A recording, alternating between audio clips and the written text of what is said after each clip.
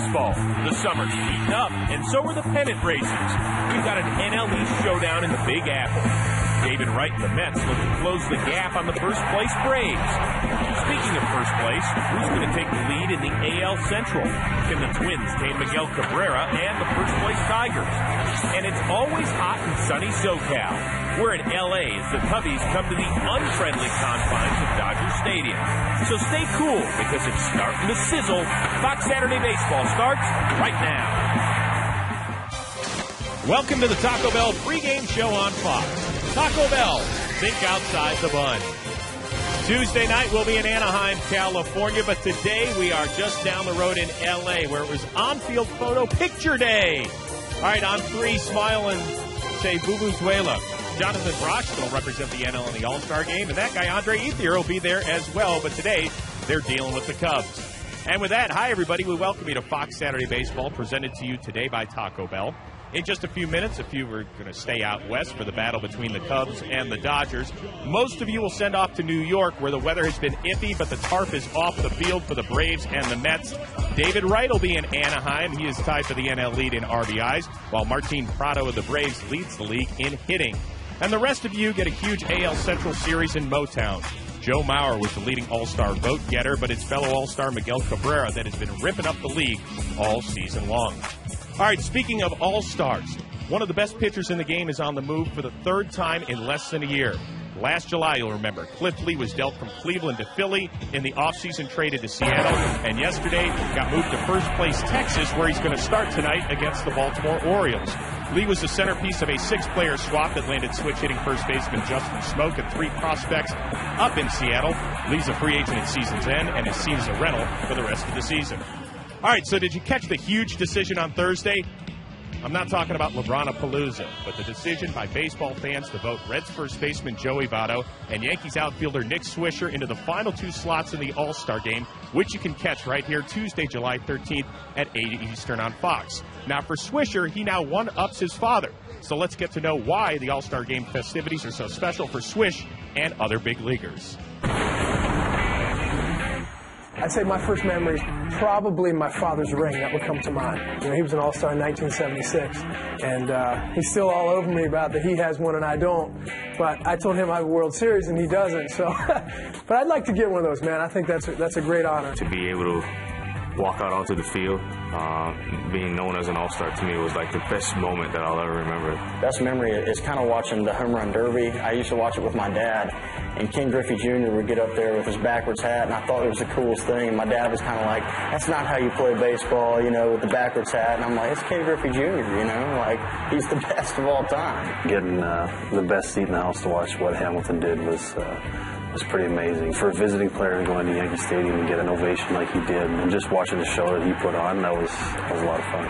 Ichiro coming out of nowhere and saying, let's kick their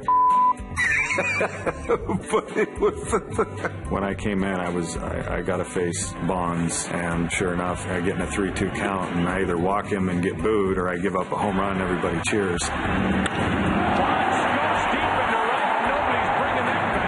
You know, it was a tough spot. I didn't want to give up the home run, but it was better than walking him. We are getting ready for baseball here on Fox. Some of you will see the Cubs take on the Dodgers. Most of you will see an NL East battle between the Braves and the Mets. The rest are off to Motown for the Twins and the Tigers. First pitch is next on Fox.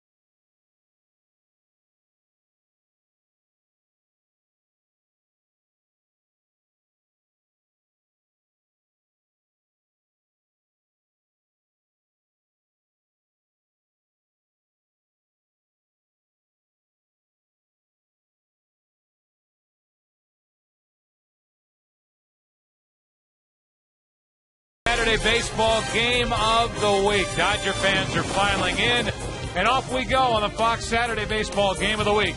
The Chicago Cubs and the Los Angeles Dodgers. And now welcome to the broadcast booth, everybody. I am Joe Buck. That is Tim McCarver, and it's a matchup of these two clubs. And really for the Dodgers, Tim, perception is very much different than reality. There's no question about it because as far as the Dodgers are concerned, only 2 games back, and the perception is that they're farther back than they really are. The reality, only 2 games back, and I think because of that, Joe Torre is perhaps doing the best managing job of his career. Which is saying a lot when you talk about a manager like Joe Torre. On the other side, you've got the Chicago Cubs. It has been a frustrating 2010, and what they're looking at now are some of the kids who will be on display in this game today. Guys like Starlin Castro, their shortstop, Tyler Colvin, their right fielder, Cashner coming out of the bullpen. They will be sellers, not buyers, coming up at the trading deadline. So it is a matchup of the Dodgers and the Cubs, and it has been really a different story for each side. A lot of frustration for Chicago. The Dodgers right in it in the NL West. Baseball coming your way next on Fox.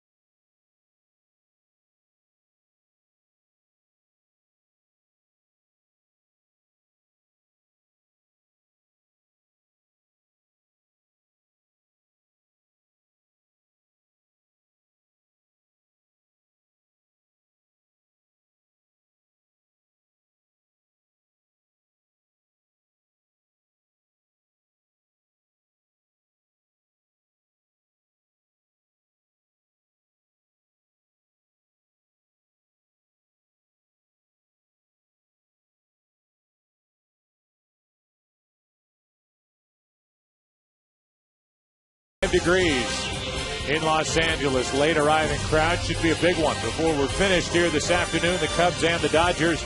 And this game is brought to you by Budweiser, the official beer of the first inning. It's a beer that starts with full flavor and ends with a crisp, clean finish. Budweiser, it's what we do.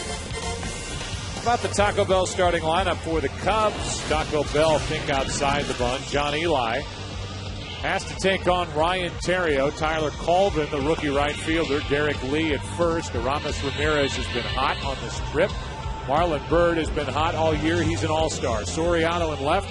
Starlin Castro is the shortstop. Giovanni Soto is the catcher. Tom Borzolani pitches and bats ninth. And there are the numbers for John Eli. A record of 4-6, and it has been, Tim, a roller coaster ride for him in his rookie season. Only 24 years old, grew up in the Chicago area as a White Sox fan, And Joe Torre and Rick Honeycutt, the pitching coach, trying to tell John just to slow things down, not such a frenetic pace. That's common with rookies. And as Joe Torre said, because he does not throw that hard, he must stay ahead of the hitter. That was the sprint pitcher profile for John Eli. And here is the defensive alignment for the Dodgers. It's brought to you by Scott's. And it looks like this. Xavier Paul is back. He's now in left field today. Matt Kemp is in center. Ethier in right. Some changes on the infield with Belliard and Carroll getting the starts because of the lefty Borzolani. And A.J. Ellis does the catching instead of Martin, who went deep last night with a 3-run shot. And here is Ryan Theriot. The Cubs travel well. They have fans across the country, and so a nice round of applause for Theriot, who's hitting .277 overall, but he has been slumping and trying to get back together and jumpstart this Cubs offense. Final weekend before the All-Star game on Tuesday night. Fastball, where Eli will hit 90. That's about as hard as he'll throw, as high for ball one. Right over the top and in for strike one. You make an interesting point saying that if you see blue in the stands today, it could be either Dodger or Cub fan. Here comes a 1-1 pitch. Ground ball to short. Picked up by Furcal. Man, has he played great. Should be an all-star. He is not. One out. 4 keys to the game for the Dodgers and Cubs. Well, remember the Arizona. What we mean by that is the Cubs went and got their second sweep of the year from Arizona. Then they came here to Dodger Stadium and lost the first 2 games. As far as the Dodgers are concerned, get runs early for Eli.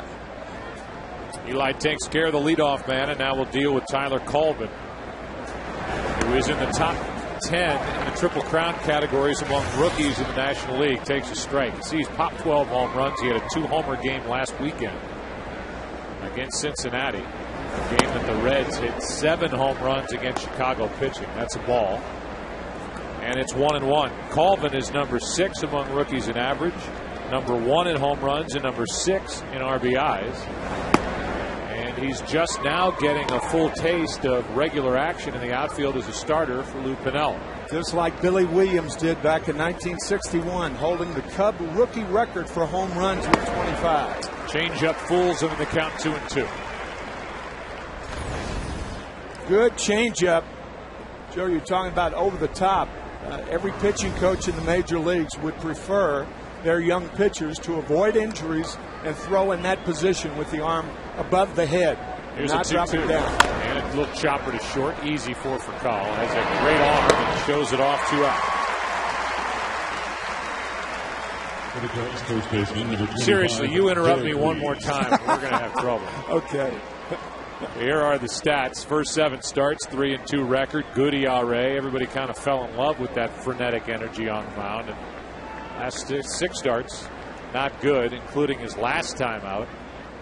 6 runs, 9 hits, and just 2 2/3 on Monday night against the Marlins. It's outside ball 1. So this is not a rehearsal for Tuesday night. No, absolutely not. This is a big league ball game. This is a Saturday with the Cubs and the Dodgers. All right. 1-0 pitch is in for a strike to Derek Lee. These are 2 teams that first met in Brooklyn in 1890. And it's stunning how even the matchup has been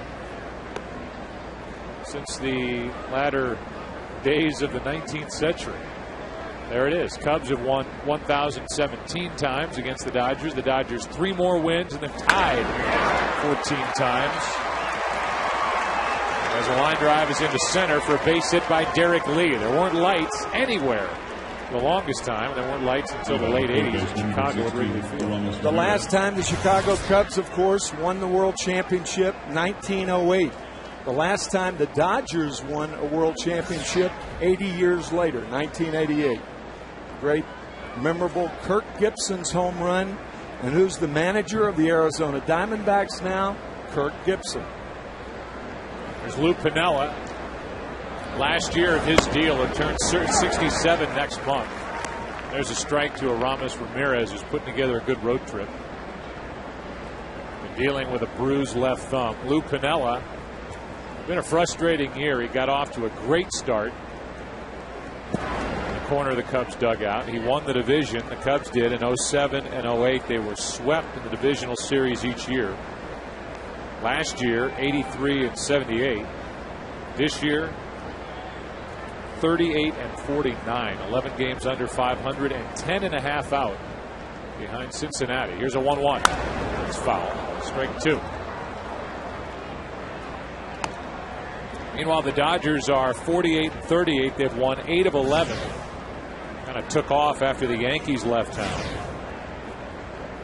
They're just 2 games out behind San Diego and tied with the Rockies, second place in the NL West. Ken Rosenthal is with us, and there is so much to talk about with Ken here today. That's to third. Carroll backs up, goes the short way, and gets the out at second. 1 left for Chicago. Bottom of the first. Gorzolany to the mound. No score.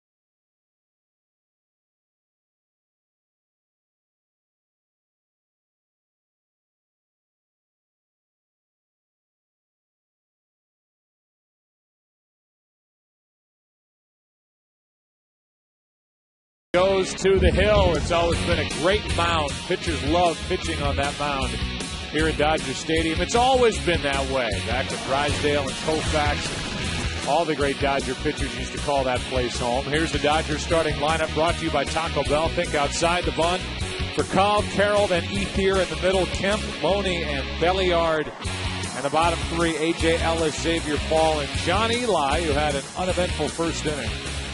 Bats in the number 9 spot. Here is Gorzolany, who his pitching role has been tied to the behavior of Carlos Zambrano, and when they put him on the restricted list, Gorzolany went back from the bullpen to the rotation. Back into the rotation now, and Lou Piniella looking for at least 7 innings out of Tom this afternoon. Here's Furcal. We'll give you the sprint pitcher profile for Gorzolany in a moment. This is outside. Gorzolany made his second start since coming back from the bullpen because of the blow-up and the behavior of Carlos Zambrano his last time out. He went 5. He got a victory. It was his first since the 19th of May.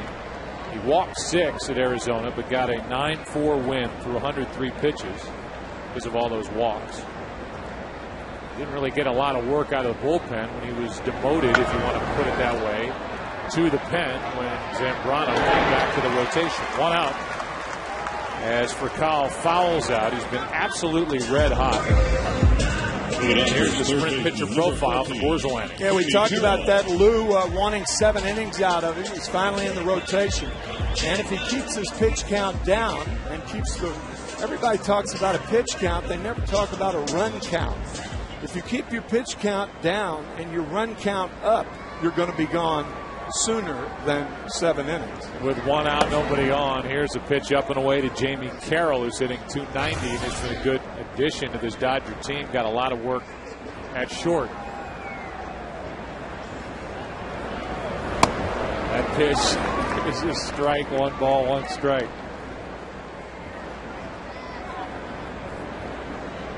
Al Friedman, our fantastic camera operator up here in the booth, is excited on the Saturday. Here's a two-hopper that gets under the glove of Ramirez. No chance for Castro. 1-on, 1-out. I don't think Ramirez ever touched it. He tried to get it on a short hop and just missed it. Well, in the Dodger dugout, when a ball like this is hit, the guys in the dugout are saying, stay down. That ball actually came up, should have been fielded by Ramirez, and because of that, it is an error on Aramis Ramirez. His 10th of the season, and it's 1-on, 1-out for Andre Ethier. Not only the Dodgers right fielder, but a National League All-Star. And it was certainly deserved the honor. Ethier been talked about so much. I mean, we've done a few Dodger games, and I bring it up every time. But Andre was hitting .392 when he went down with a broken pinky. That slowed him, but overall, he's still hitting .322. Second best average in the league, and he leans back from strike one. See if Gorzolani can get around the error by Ramirez.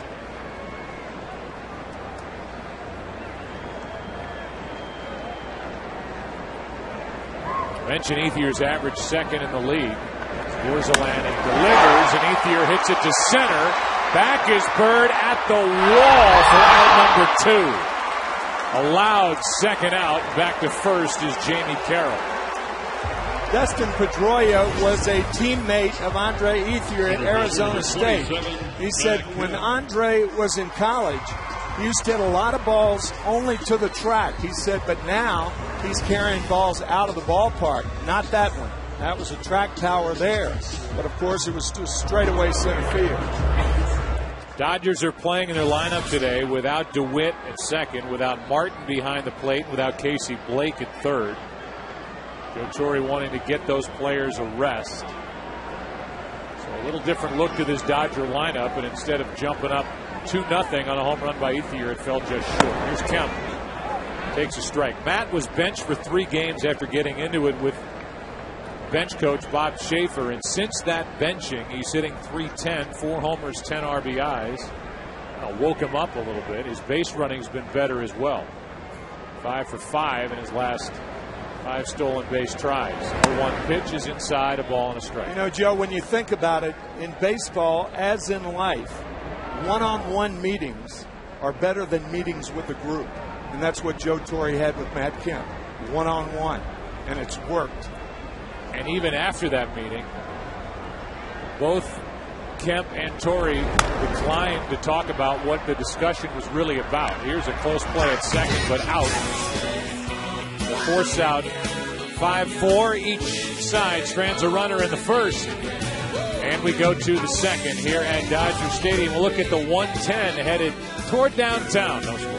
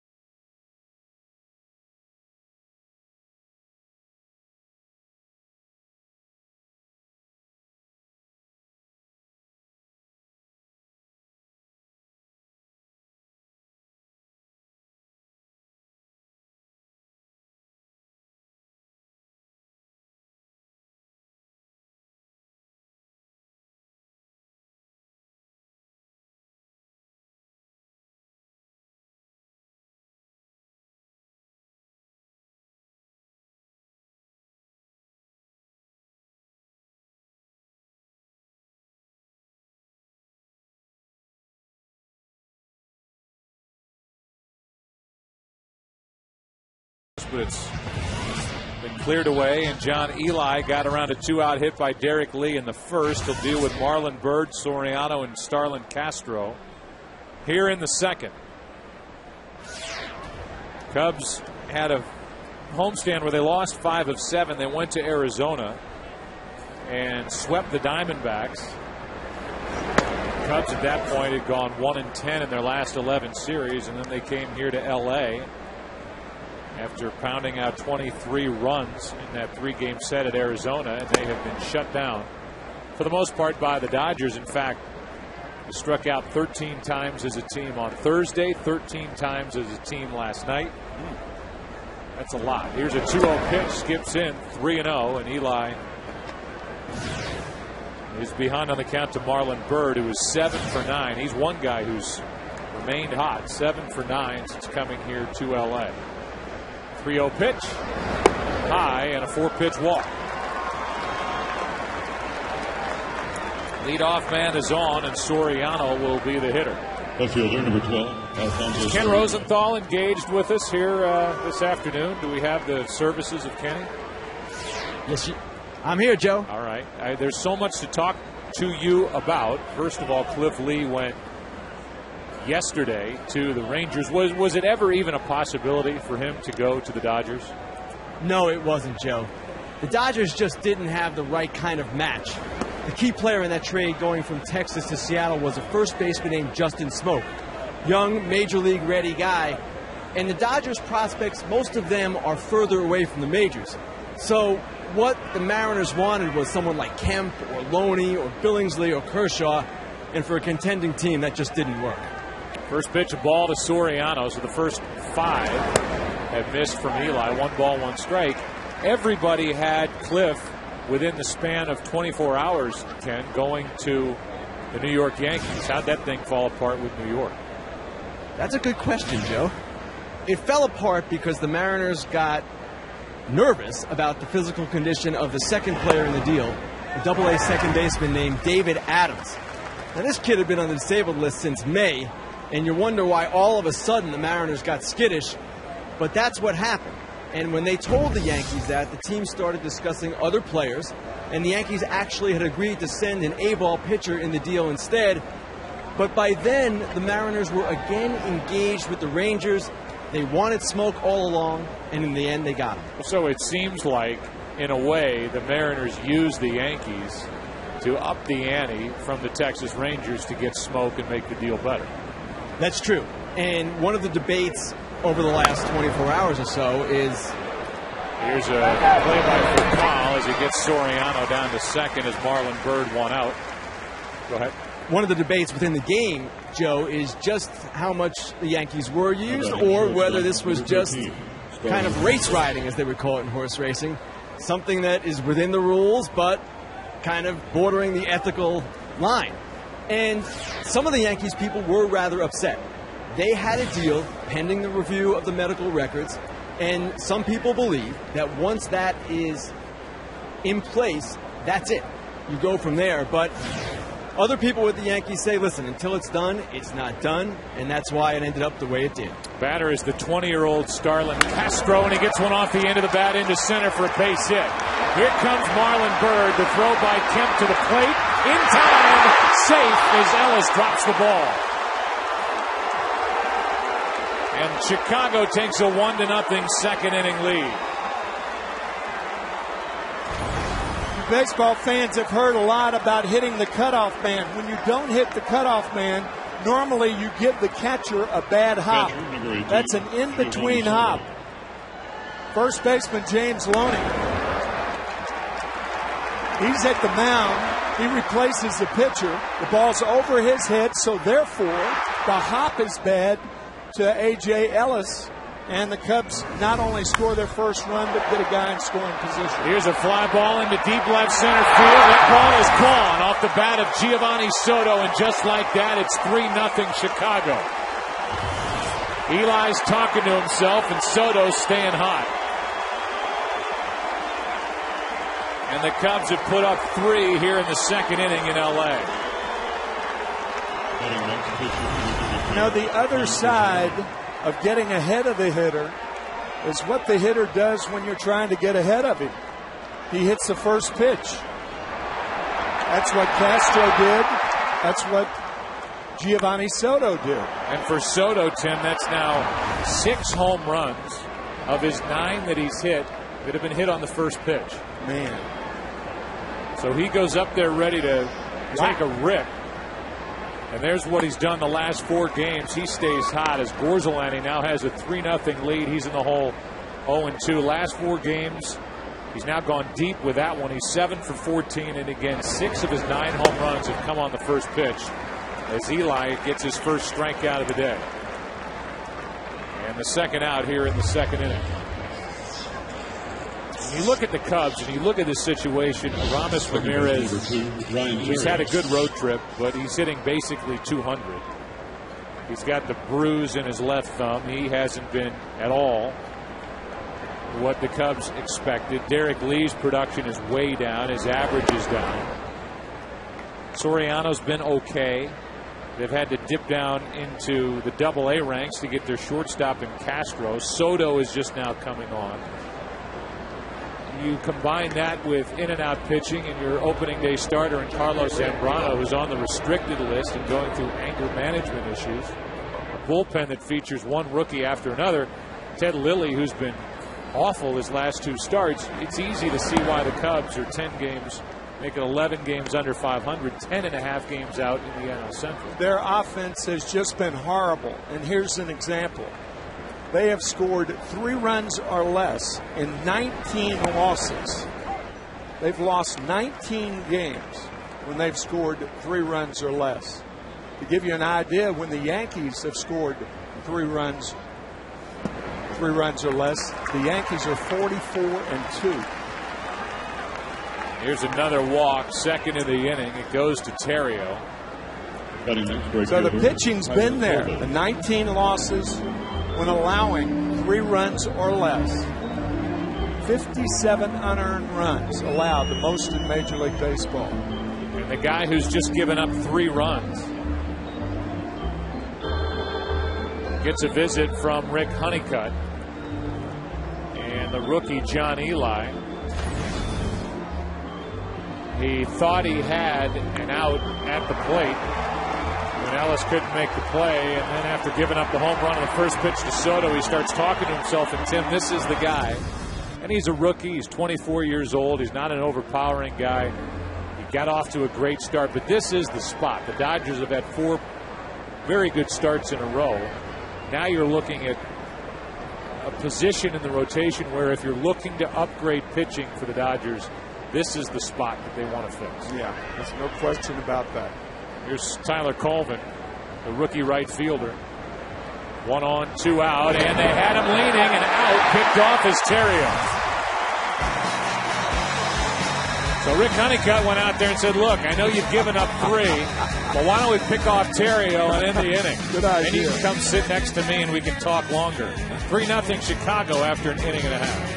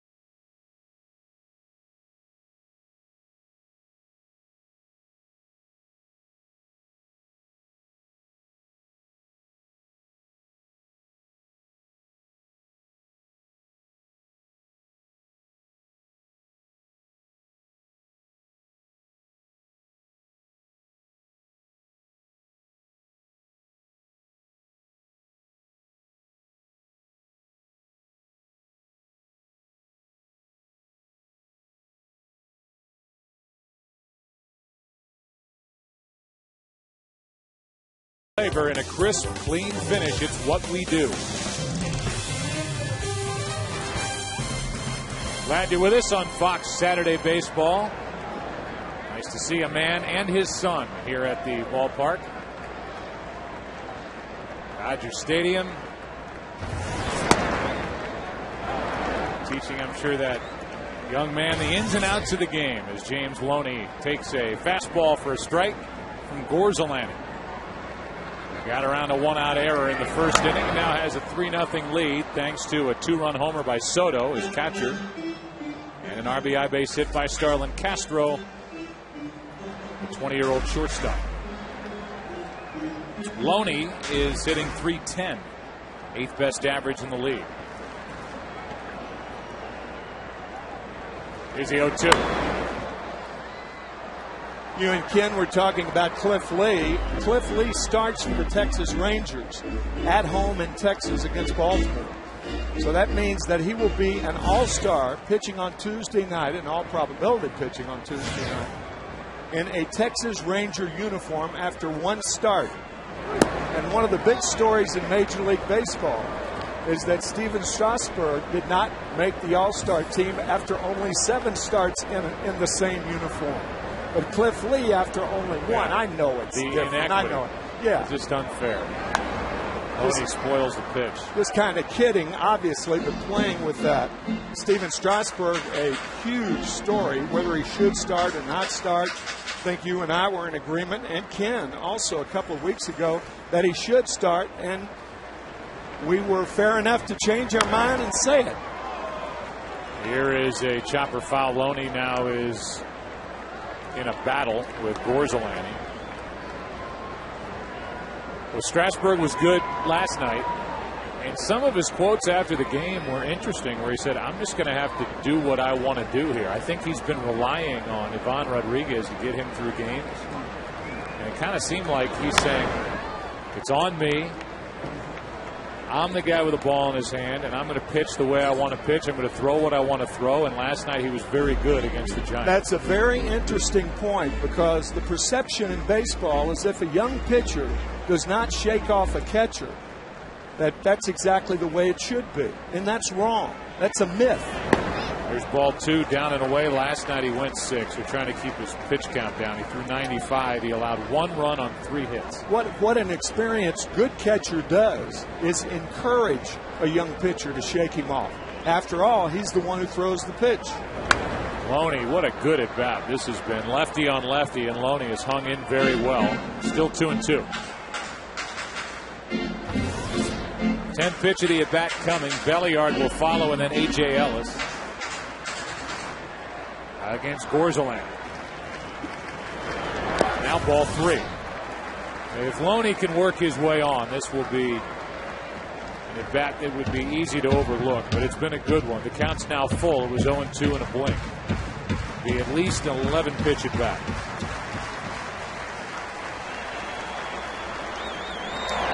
And another foul.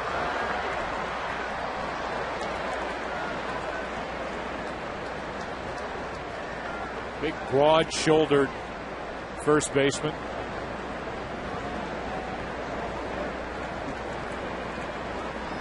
He has hit 5, has driven in 59, and he strikes out. So Gorzalani wins that battle. He said, all right, I'm done with this. I'm going to give you a 92-mile-an-hour belt-high fastball. Hit it if you can.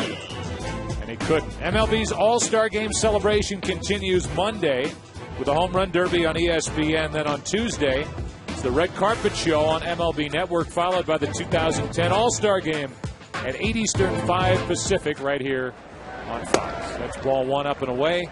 Ronnie Belliard is getting the start in place of DeWitt.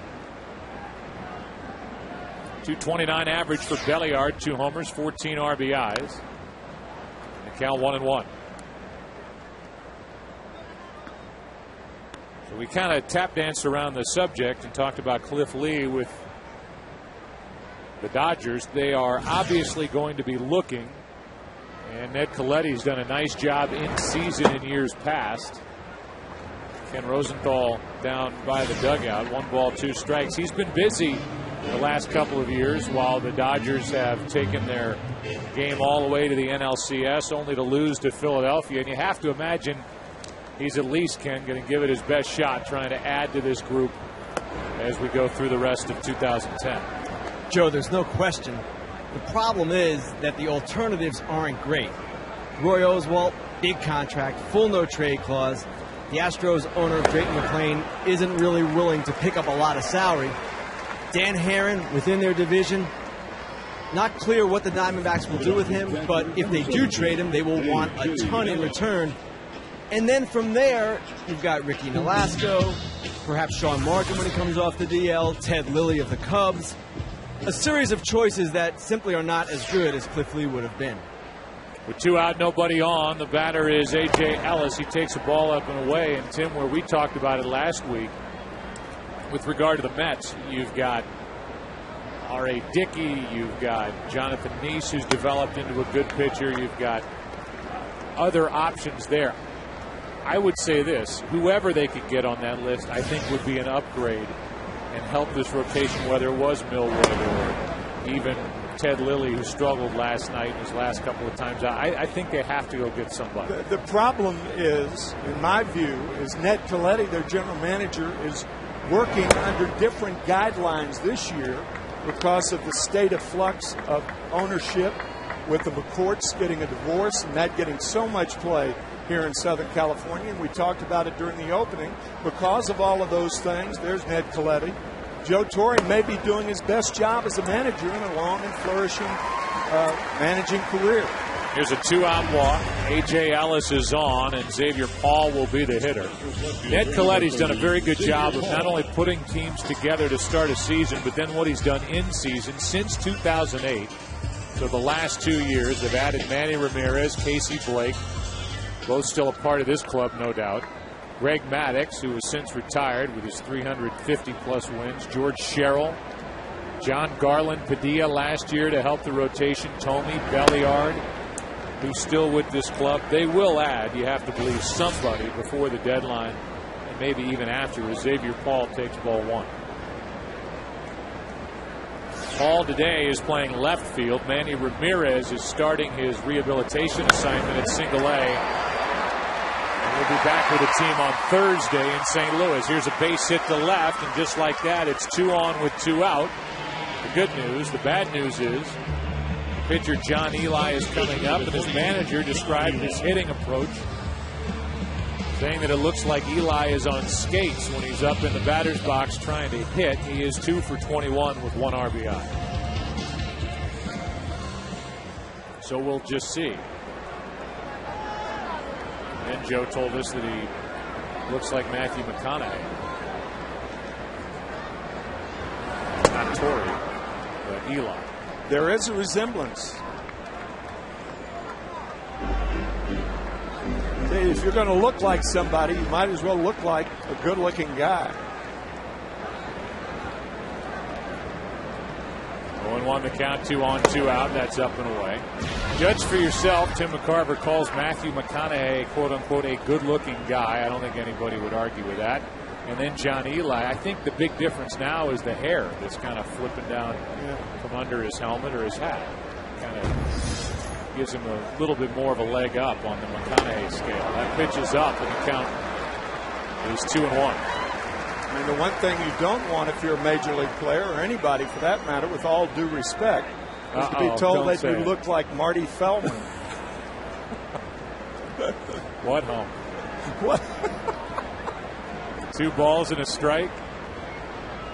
And the next to Eli is right down the middle. Borzolani's throwing hard, low 90s, and the count 2-2.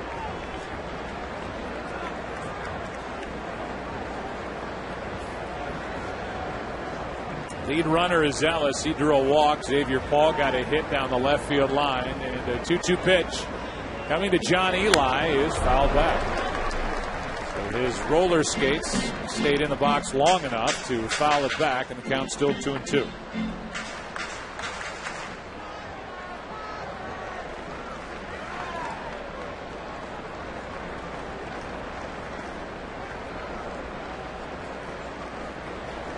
The next from Gorzolani struck him out. 3 in the inning. So he strikes out the side around the walk and the hit. We go to the third at Dodgers Stadium. 3-0 Chicago. The Griffith Observatory on a beautiful day. As we go to the third. Back after.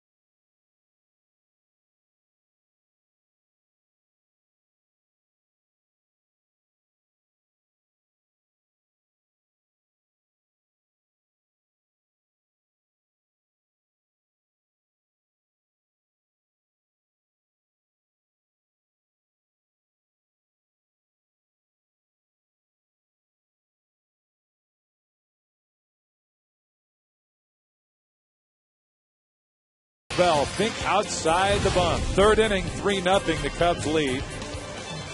And Tyler Colvin, who was witness to Ryan Theriot being picked off first to end the top of the second, leads it off here in the third. Colvin grounded out to short. First time up, Lee and Ramirez will follow. And here's a pop-up. Foul territory. Easy for Jamie Carroll. 1 out. Here's a DirecTV game break, and here's Chris Rose. All right, guys, in Motown, Twins and Tigers, and the bad man's back at it again. Miguel Cabrera with his 22nd homer, 3-zip Tigers. Guys, he's threatening for the Triple Crown. Retakes the RBI lead in the Bigs with 76. Remember, get every baseball game in HD. It's 1-800-DIRECTV. And, guys, Justin Morneau is missing his 3rd straight game because of concussion-like symptoms. Perhaps Cabrera will be the starter out in Anaheim on Tuesday night.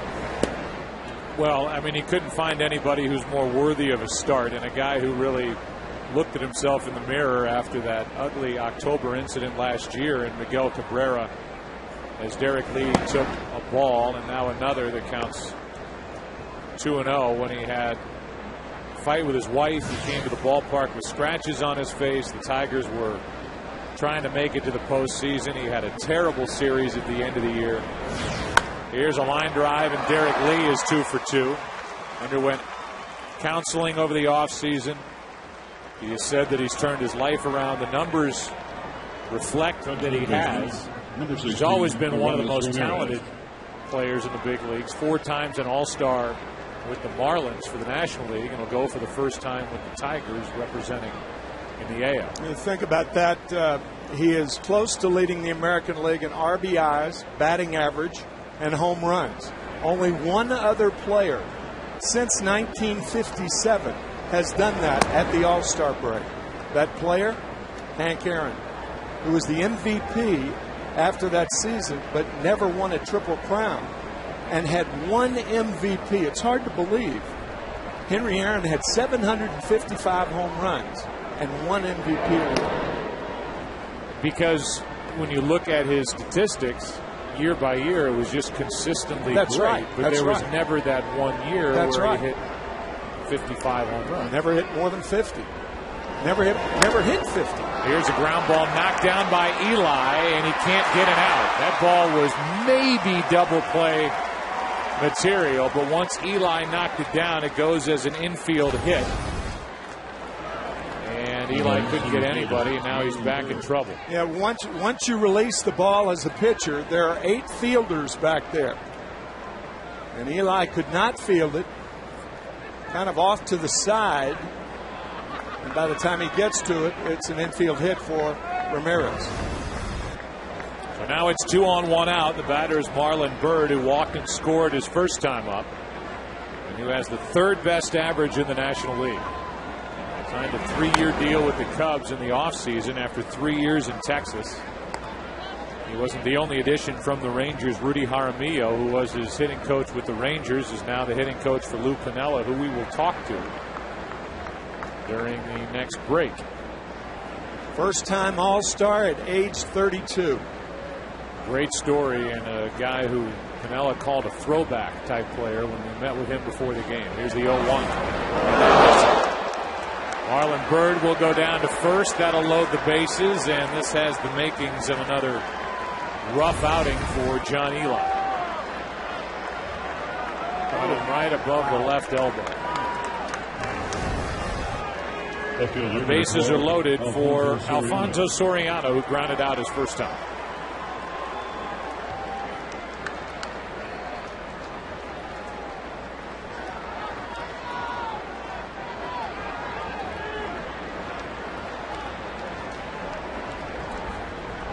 Soriano has hit 15 home runs. He hit one here Thursday. Hit on the left elbow the last game in Arizona, and that pitch misses, ball 1. It is uh-oh time when a pitcher has to throw Soriano a strike. In the strike zone, Soriano is a lethal hitter.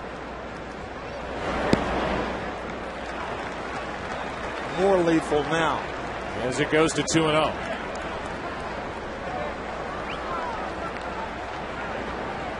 And here comes Rick Honeycutt. Second time he has visited. There is action for the Dodgers out in their bullpen.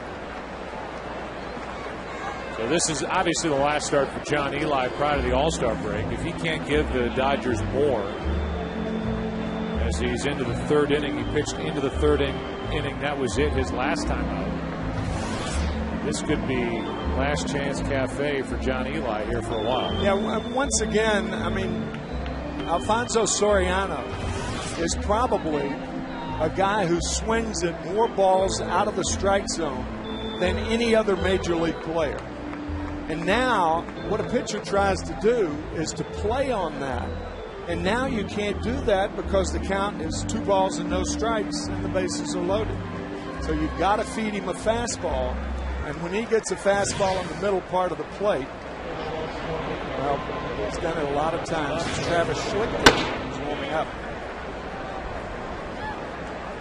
Here comes the dangerous 2-0 pitch. Fouled back. 84-mile-per-hour pitch. The count's 2-1.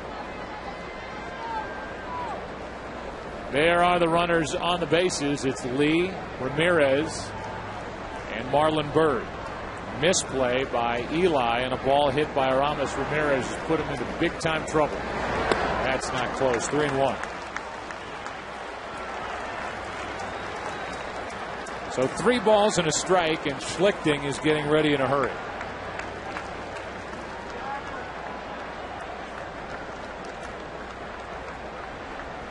The 3-1.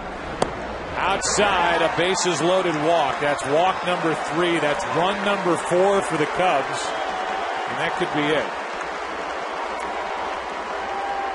Sure, Joe Torre encouraging catcher A.J. Ellis to go out and talk to him. This is a very difficult thing for a catcher to do.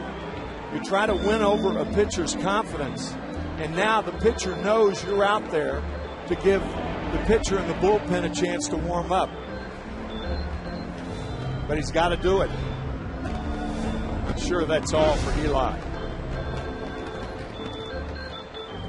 And the objective has got to be even more clear for Ned Colletti. It's been up and down for John Eli this season. This is his second bad start in a row. And really, when you look at his body of work over his last 7 starts now, ERA over 6, could be staring at a 1-5 record. And he is staring off into the distance. He'll leave. Schlichting's coming in.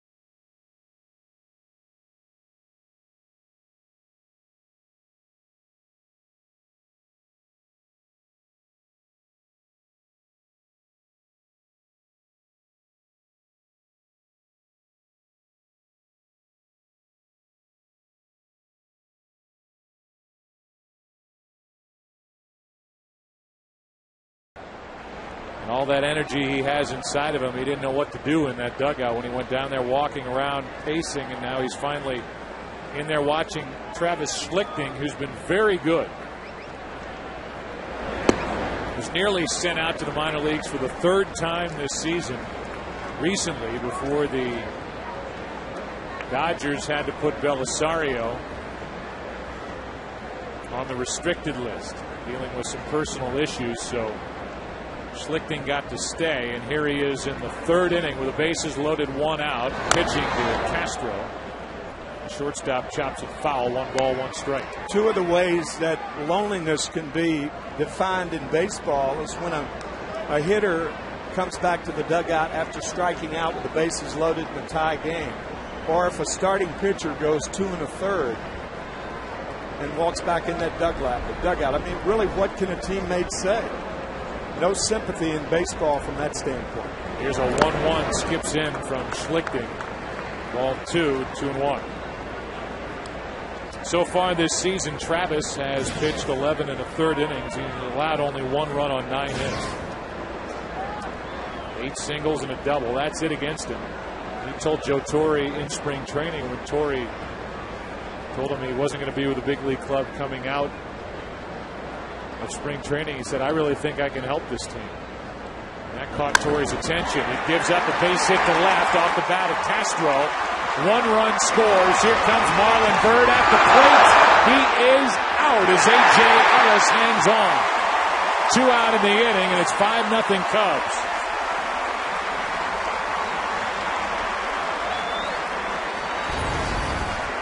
Now see, here's a situation where left fielder Xavier Paul hits the cutoff man, and by doing so gives his catcher a good hop. Collision at home. Here's the first one. He misses the cutoff man, and it's a short hop. A runner scores. But the second time was a good hop runner out at home. Good throw by Xavier Paul, and now it's 1st and 3rd, 2 out in the inning, and it's 5-0 Chicago. And Bird was out. A.J. Ellis survived the hit, and hung on to the baseball.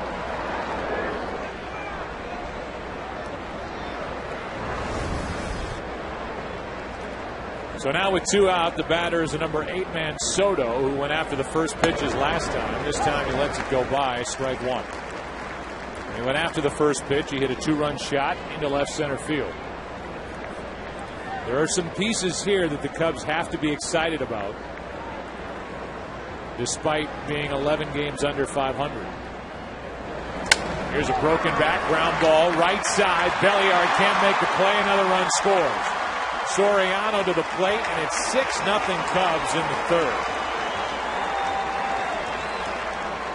Pitcher number 32, Tom Gozzolani. That ball inside outed by Soto and kind of squirting away from Belliard. 3 RBIs now as Soto is 2 for 2 on the day. And he's one of the younger guys that the Cubs should still be excited about. The guy in front of him, Starlin Castro, is the youngest player in the big leagues right now. He has 2 hits and 2 RBIs. As Gorzolani takes a ball that rides down and away. Obviously Colvin, who leads all rookies in the National League in home runs with 12. Some of the arms in their bullpen with Cashner, who we may see today, can hit 100 on the radar gun. There are some things here to get excited about. We'll talk to Lou Piniella during the next break. You got to be happy with what's happened so far today. 3 in the 2nd, 3 more in the 3rd, and the count 1 ball, 1 strike on Gorzolani, and now strike 2. 8th man to bat in the inning. Closes the book on Eli. 2 in the 3rd innings, 6 runs, 5 hits, 3 walks, and a strikeout. I tell you, Joe, if an offense comes up to a starting pitcher and says, I'll give you 2 at-bats in the first 3 innings, will you take it? He'll say, you bet I will. And Gorzolani's done his part. Allowing no runs on 1 hit. Making his 3rd start back in the rotation. He's being banished to the bullpen. Here comes a 2-2 pitch from Schlichting to Gorzolani. That misses, ball 3.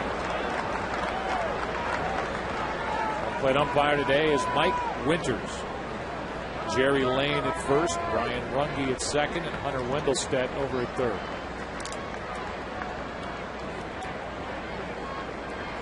Three-two pitch, runner at first goes, strikeout ends the inning. A long inning for the Dodgers, a good inning for the Cubs. John Eli frustrated. He could only go 2 1/3. 6-0 Chicago after 2.5.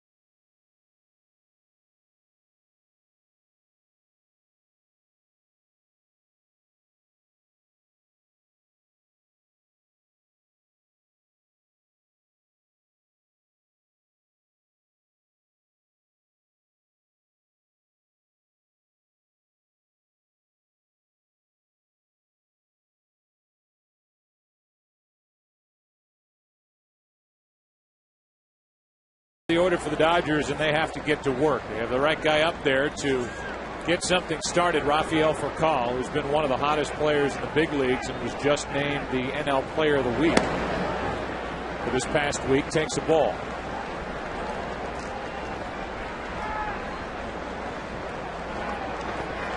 Here is a 1-0 pitch from Gorzolany, and it's down and in 2-0. We had a chance to visit with Lou Piniella. The interview went longer than when Lou used to work with us in the booth, he said more just a moment ago, and he should be happy with the way his team has hit here today and the way his pitcher has worked. And Gorzolany finds the strike zone. It's 2-1. Look at what he's done since the 24th, coming back from his father's funeral in the Dominican Republic. 1 out. Here's Lou. First question was about that smile and the way his team has played here today. Well, they're swinging the bats. We've hit the ball with men in scoring position. It's a good sign. And Gorzolany so far has been throwing the ball well. Yeah, and the guys that other than Aramis Ramirez are swinging the bats today, Lou. Well, we need total contribution from our hitters, and today it's one of those days. Yesterday we put 7 runs on the board, but we didn't pitch very well. So our hitting's been getting slowly better. I think that's a good sign for the rest of the season. But let's be happy about the 6 runs, and let's hope that Gorzolany keeps pitching well, and we tack on runs later on in the ballgame. It's like the game of golf. I know you're a great golfer. Yeah. But when your long game's working, you can't putt, and when you can putt, the driver isn't working. Isn't that the way it's gone this year? Well, it's gone that way for a portion of the season. Our biggest problem has been putting runs on the board consistently. But lately it's been picking up, and that's a positive. So let's hope that we continue to swing the bats and win today's ball game here and go from there. What are you going to do for the All-Star break? I'm going to go home to Chicago and relax and probably go out in Lake Michigan and get my mind off baseball for a few days. But do us this favor. Yeah. Tuesday night at 7 Central is the All-Star game here on Fox. So, well, we'll watch turn it on. You know, I like the Fox network. And we love Lou. There we go. And I'll be watching, no question. Right. Have a good time, Lou. Thanks. Thanks. All right. Bye. So after the ground out by Furcal, Jamie Carroll hit another ball over to Aramis Ramirez. Ramirez kicked one in the first, and he makes an error here in the 3rd inning, and the batter is Ethier, who fouls it off the mask of Soto's strike 1. Ethier took center fielder Marlon Byrd to the wall back in the 1st inning. Straightaway center field, it fell just short. Now Carroll is on with 1 out in the 3rd. Lou Piniella has said that this will be his last managing job. His contract is up at the end of this season. There's a strike in the count, 0-2. Talked about him winning the division back-to-back years, over 500 last year. Not a good year here in 2010. But he has said that now that he's in his 5th stop, he is finished chasing managerial jobs around baseball as Ethier fouls it back. What do you think, Ken Rosenthal? You think he's coming back next year? That seems a stretch, and if not him, who will be in the dugout for the Chicago Cubs? Joe, it does seem a stretch to think that Lou would be back. The successor long-term could be Ryan Sandberg, who's managing in the minor leagues with the Cubs, but I don't know if the Cubs in Chicago want to hire a first-time manager, a first-time major league manager. So they could go for more experience, and there will be a number of candidates out there if they choose to go that route. What do you think about Joe Torre, whose contract is up at the end of this year? Any chance for Torre going to Chicago? That's a really good question. And one, it doesn't appear that he will be back in Los Angeles either. In fact, I have been told by friends of his that he will not be back if the situation continues as it is under the reports. Now, will he manage again? And if he wants to, there will be many jobs open for him as well. Chicago could be one of them. A big swing and a miss by Andre Ethier, trying to pop one here in the 3rd inning, came up empty, and he's the 4th strikeout victim for Gorzolany. 2 out, runner at first. The batter is Matt Kemp, who bounced into a force out his first time up. And now flies one into shallow right, should end the inning. Joe Torre will turn 70 a week from Sunday. We said, what are you going to do on your birthday? Next Sunday. He said, I'm going to hope that I turn 71 a year after that. We played 3 here in L.A. 6-0. Cubs having fun today.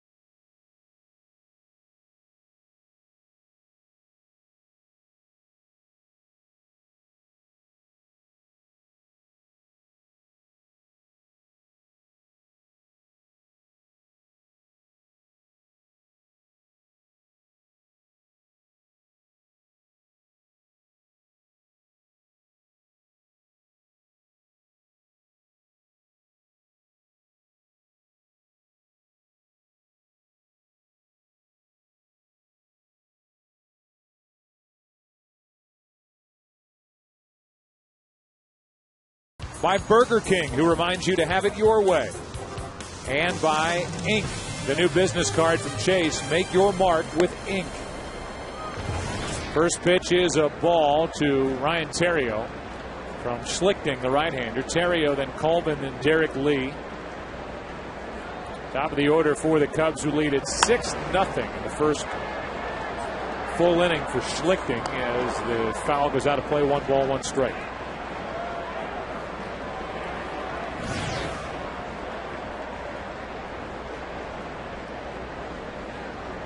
Mets and Braves, no score. Bottom of the 3rd inning at Citi Field.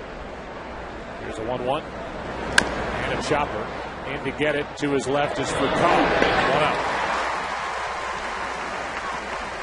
Our Mercedes-Benz trivia question. Joe Torre has participated in 15 All-Star games as a player or manager and lost only once. What year was it Torre lost? Well, let's see. He started with the Yankees in 1996, all those pennants. The American League last lost in 97. 96, that's right. So I'm guessing it happened when he was a player. Has to. Yeah. 1 out, nobody on. First pitch, a ball. Now the next to Colvin's a strike. A lot of people fail to remember how great a player Joe Torre was. First as a catcher with the Milwaukee Braves and making the transition from catcher to third baseman so well that he was the MVP of the Cardinals in 1971, batting .363. with 230 hits. And no foot speed. No speed at all. So there were no infield hits to speak of, really. That's right. 137 RBIs that year. He was a terrific player. Here's a 1-2. Down and away, 2 balls, 2 strikes. And talking to guys who were around during that transition period for Joe Torre, they said he could do it because of his great hands. Soft hands. You could tell that shaking hands with him. Yeah. Here's a 2-2. Fouled back. Colvin is 0 for 2. He's grounded out, fouled out.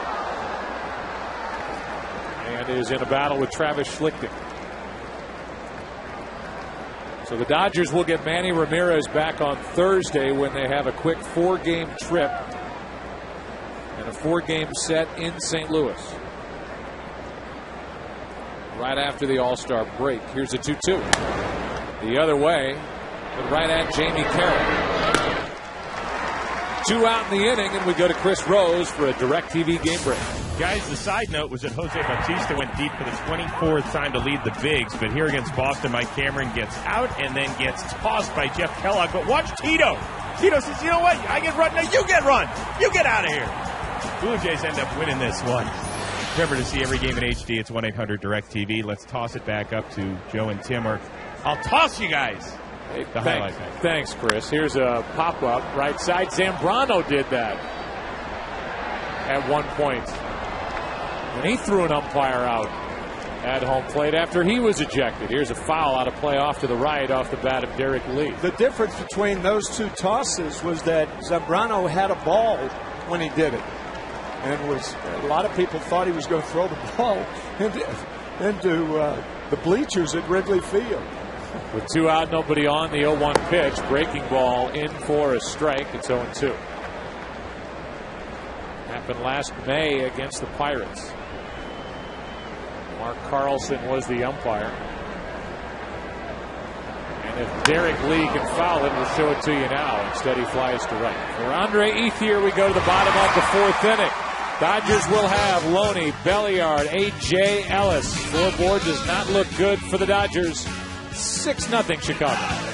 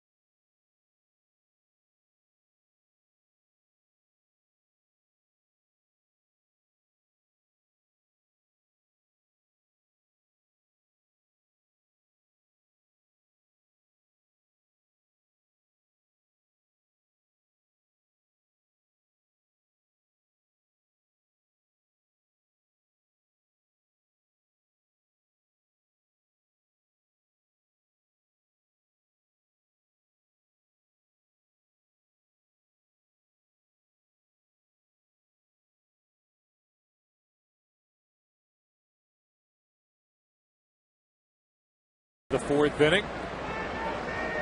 Friedman family is with us here today at Dodger Stadium. A beautiful Saturday. A foul back and to the screen. Loney, who struck out his first time in a long at bat, leads it off with Belliard and A.J. Ellis to follow. Then Xavier Paul, if anybody gets on. And pitcher spot. That misses. Ball and strike. Home plate umpires Mike Winters. He will be umpiring at first base. Tuesday night, down the freeway in Anaheim. There's strike 2 on Loney. They're the umpires today. The crew chief is Jerry Lane, Ryan Runge, and Hunter Wendelstedt. Ryan is the son of Paul, and Hunter is the son of Harry. Two longtime, very good Major League umpires. Here's a fly ball in the air to right center. Marlon Byrd goes to get it, one out. Loney is 0 for 2. Our Mercedes-Benz trivia question. Joe Torre participated in 15 All-Star games as a player or manager, lost only one time. What year was it? 39 years ago, Tuesday, 1971 in Detroit. The American League won 6-4. Joe Torre is 13-1-1. He was the manager in 02 when we had the 7-7 tie in Milwaukee. That was when all the players seemed like on both sides had home runs, and Reggie with his historic blast off the transmitter in right center field at Old Tiger Stadium. 1-1 strike on Ronnie Belliard. Such a big blast that the camera initially couldn't follow it. Right. 2-1. Belliard struck out his first time. Lost in all this is the pitching of Gorzolani, who really wasn't pitching all that poorly when the Cubs decided to put Zambrano back in the rotation. That bumped Gorzolani to the bullpen. Got very little work out there, so he's trying to work his way back into shape. He's behind on the count to Belliard, 3-1. Here's Papa on the infield, and shielding his eyes from the sun is Terrio. Not an easy play, 2 out. We teased it. Here is Carlos Zambrano and that blow up with Mark Carlson. Back on May 1st. May 27th, I beg your pardon. This was last season. Oh, he did throw the ball. I forgot he threw the ball. And with that arm, it went as far as that water cooler was about to go if the wall didn't stop it. It's Zambrano with some major anger issues. Kenny Rosenthal is still with us down there, and I wonder while we talk about all this pitching and guys like Millwood, Danny Herron, that ball's foul outside the third base line down the left field corner. If the Zambrano, Kenny, as you talk to general managers, does he have any trade value at all going to the trading deadline? I would not say so before the trade deadline, but perhaps in the offseason. Remember, Joe, this is the team that traded Milton Bradley, a player that no one said they could trade, and they got a pretty good pitcher back, as it turns out, and also came out ahead financially in the deal by about $6 million. So if Zambrano comes back and proves he's more mentally healthy and capable of sustaining a major league season, yes, there'd be a possibility. He's still relatively young. He's still capable of winning 12 to 15 games, again, if stable. Ken, I believe the Cubs still owe him $45 million after this year, too, right? They sure do, and that actually includes this year, Tim. And clearly, to trade him, they would have to include money in the deal. And that's something you see very frequently today in Major League Baseball. You saw it yesterday in the Cliff Lee trade. You would see it in any number of Cubs trades. Here's another foul by A.J. Ellis with 2 out, nobody on, and the Cubs leading 6-0 in the 4th inning. But he does have heavy sink to his pitches, and if he could get his pitching stuff together, crazier things have happened, and there are plenty of teams who've been willing throughout history of looking the other way if somebody could win them a game or two along the way that they wouldn't win without him. As the Dodgers did a couple of years ago when they signed Manny Ramirez after the trade from Boston.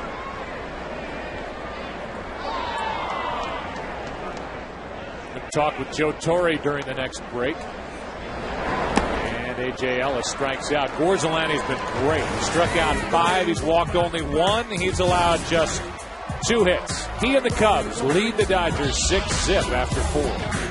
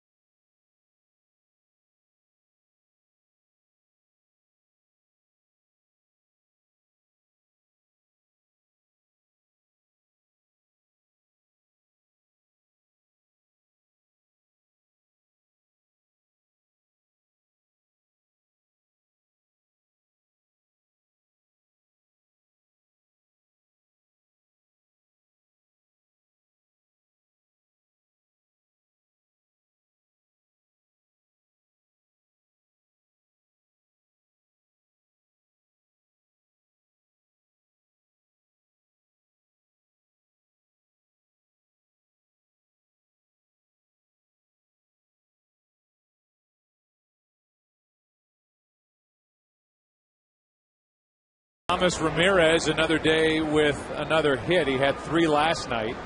He's had a good road trip. Hit 3 home runs in 2 games total in Arizona. It's as many as he hit in May and June combined, and he is dealing, Tim, with a deep bruise on that left thumb as the count goes to 2-0. Where Lupinella was telling us, and we didn't know this, but he's holding his bat differently with his bottom hand and overlapping that thumb, something he has never done before. At least that's what Lou said. I don't see it overlap there. I don't either. Here's a fly ball into right, and Ethier to his right. Hauls it in.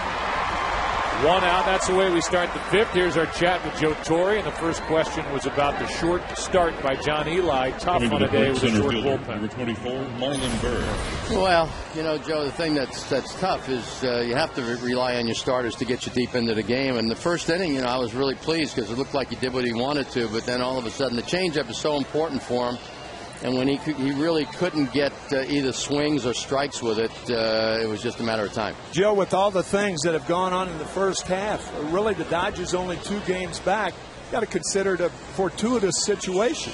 Well, Timmy, you're right. I mean, considering we've had Manny on the DL a couple of times, Ethier for Cal, you know, we feel very fortunate to be in a position we're in, and hopefully we can stay healthy in the second half and maybe get some help by the end of this month. Yeah, and when you talk about what you don't have, it's easy to overlook what you do have. With Cal, the way he's played, Kemp has turned it on here over the past week or so, and Loney's had such a good year. I know he hasn't popped a lot of home runs, but he's had, you know, good at bat in this game. He's kind of an unsung hero for you. Well, you know, somebody asked me yesterday who was my MVP in the first half. I said James Loney. He's my Bernie Williams look-alike.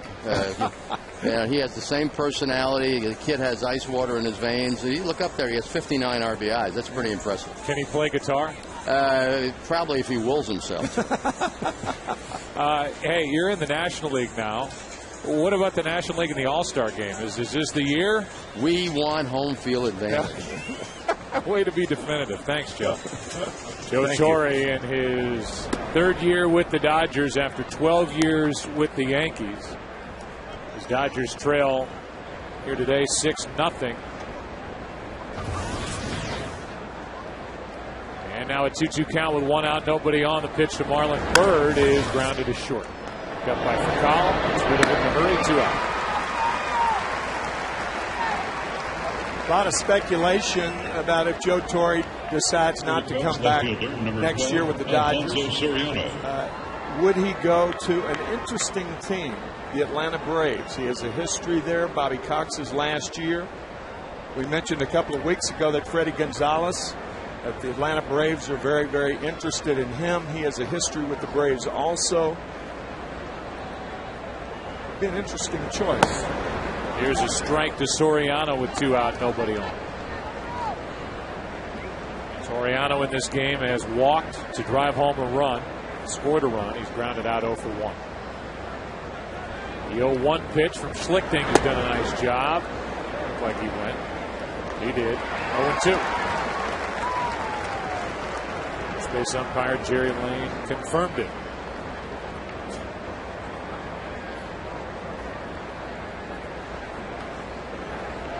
The 2 out, nobody on. The 0-2 pitch from Schlichting is high. Schlichting has got an interesting delivery. Part of a bullpen that, as I mentioned to Joe Torre, is short. He has said that he will not use Broxton here today. He can in any way avoid it. Here's a ground ball to third. Carroll makes the play. We're halfway through it on a Saturday in Southern California. Look at Malibu on a beautiful afternoon. Cubs lead it 6-0.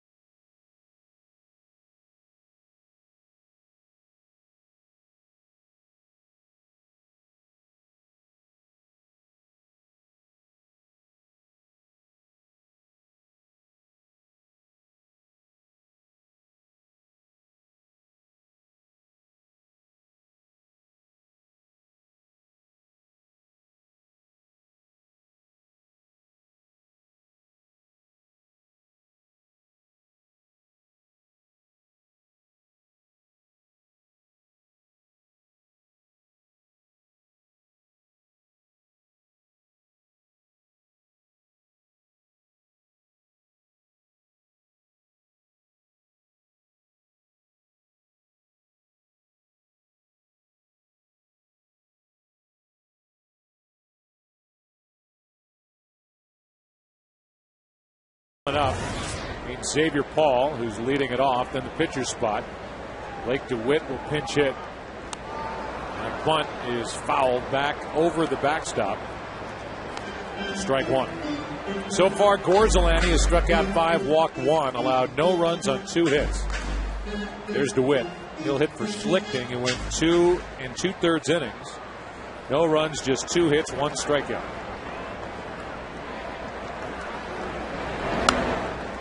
Paul fouls it, strike 2.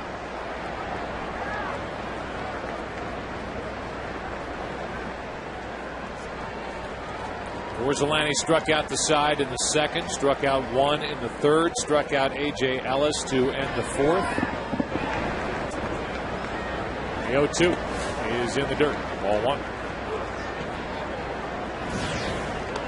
Carlos Monasterios, who was just recently activated from the disabled list, is getting loose.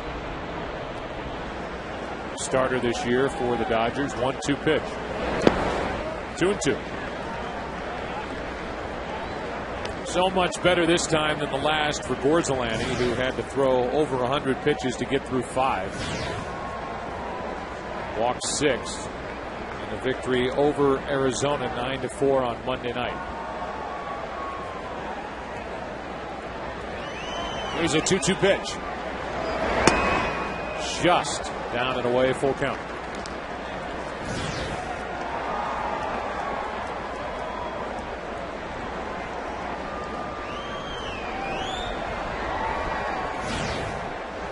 The next on 3 and 2's fouled back. The Cubs started this year the 3rd highest payroll in Major League Baseball, so the expectations were there from the beginning. As they cruise into the All-Star break here past the exact midway point of a 162-game season. For 11 games under 500. 3-2 pitch. He is chopped to first. Lee backs up. Race to the bag and safe as Gorzalani was late getting over. Lou Piniella is going to come out and argue. It's ruled an infield hit. Let's take another look. Very, very close. He was out.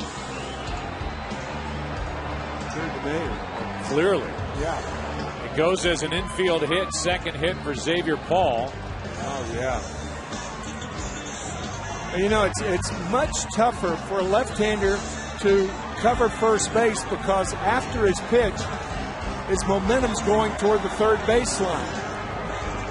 So Gorzalani did not get the call, but he was clearly out by about a half a step. So Piniella back to the dugout. Leadoff man is on for the Dodgers. DeWitt coming up. Here are the people all-stars among us for the Cubs and the Dodgers communities. All 30 winners from the communities around Major League Baseball will be honored during the All-Star Game pregame ceremony Tuesday here on Fox. It's an infield hit for Xavier Paul. Here is Blake DeWitt pinch hitting for Schlichting, and he takes strike 1. Dodgers have DeWitt, obviously, Garrett Anderson, Russell Martin, Casey Blake, and Reed Johnson, who's dealing with a back issue on their bench to start the day.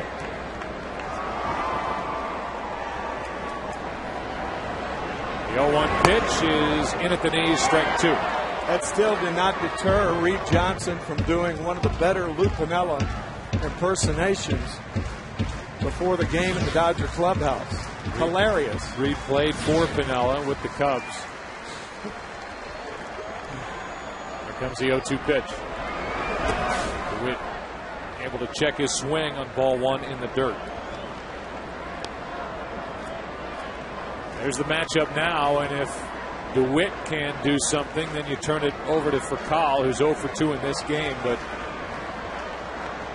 the reigning National League Player of the Week for how hot he's been with a bat, driving in a lot of runs out of that leadoff spot. Here's the 1-2 pitch.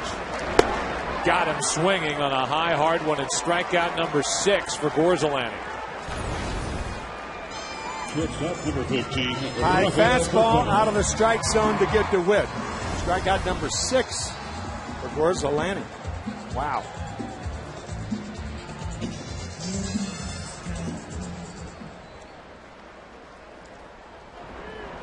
Here's Furcal.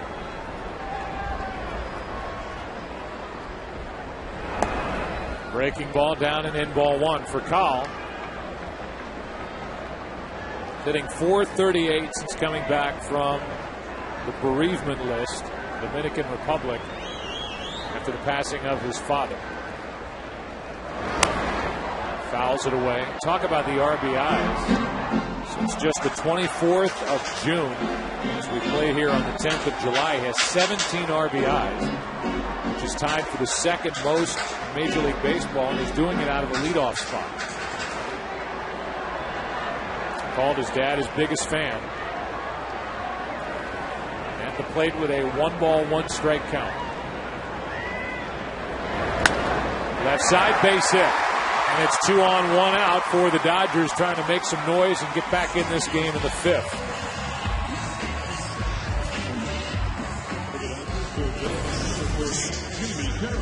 That looked like a changeup. Those two middle fingers are involved like that. Anytime the ring finger is involved on a pitch, it's an off-speed pitch. So the change, Furcal waited, popped it to left. Here's Jamie Carroll, who is 1 for 2. They had a official scoring change in the ball that he hit back in the 3rd. It went initially for the second error on Aramis Ramirez. It was changed to a hit. Carroll flips it into right. Colvin back to his left is there for out number 2. Tagging and going to 3rd is Xavier Paul, 2 out. Joe, whenever a hitter hits a ball that could be a hit or a base hit, it's a real study to see him not blatantly look at the scoreboard. They coyly look at the scoreboard. They kind of peer around the batting helmet or around the first baseman. They sneak a peek to the scoreboard, because if you're blatant, that means you may be characterized as being selfish. Worrying about your own stats. Worrying about your own stats. But there have been others in years past that have not only blatantly stared at the scoreboard to see hit or an error, but if it's ruled an error instead of a hit, they'll stand down there in the middle of the diamond and look up at the official score. Oh, sure. Throw their hands up. How can you call that an error? First and 3rd, 2 out. Here's Ethier, and there's ball 1 low. Or call the press box. Bobby Bonilla did that once with the Mets in the early 90s. Call the official score from the dugout phone.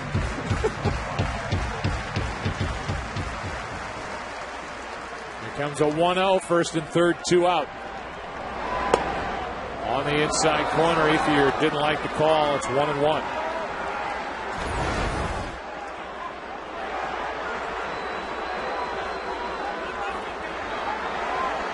I think James thought it was inside. He may have a case. Mike Winters took his mask off and talked to Andre Ethier. Got a little rise out of the crowd.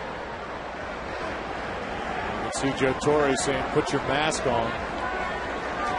Always becomes a bigger deal when a home plate umpire takes the mask off. Here's a 1-1. Little pop up out behind short. Late break by Soriano. Will he get there? No. 1 run scores. They hold for count. Now the throw gets away. That'll be an error, and it's Marlon Byrd who threw it. And 2-run score. It's 6-2 Cubs here in the 5th. It could be a balk on the left fielder because he threw it to an unoccupied base. Or on the center fielder, Marlon Byrd.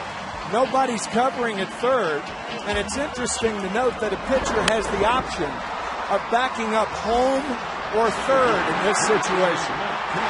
Gorzolani backed up home, and the throw to 3rd went awry. Boy, that's an ugly play by the Cubs. Byrd will get an error on that throw. That is only his 2nd of the season. Should be an RBI base hit for Ethier, and then an error on Marlon Byrd, the center fielder. Now it's 10. He takes a strike, and with 1 hit, or was a 6-0 game, could be a 6-3 game, or a long ball could make it a 2-run game. It's an RBI single, E8. The 0-1. Blocked by Soto. Soriano broke back on that fly ball hit by Ethier, and he could not recover.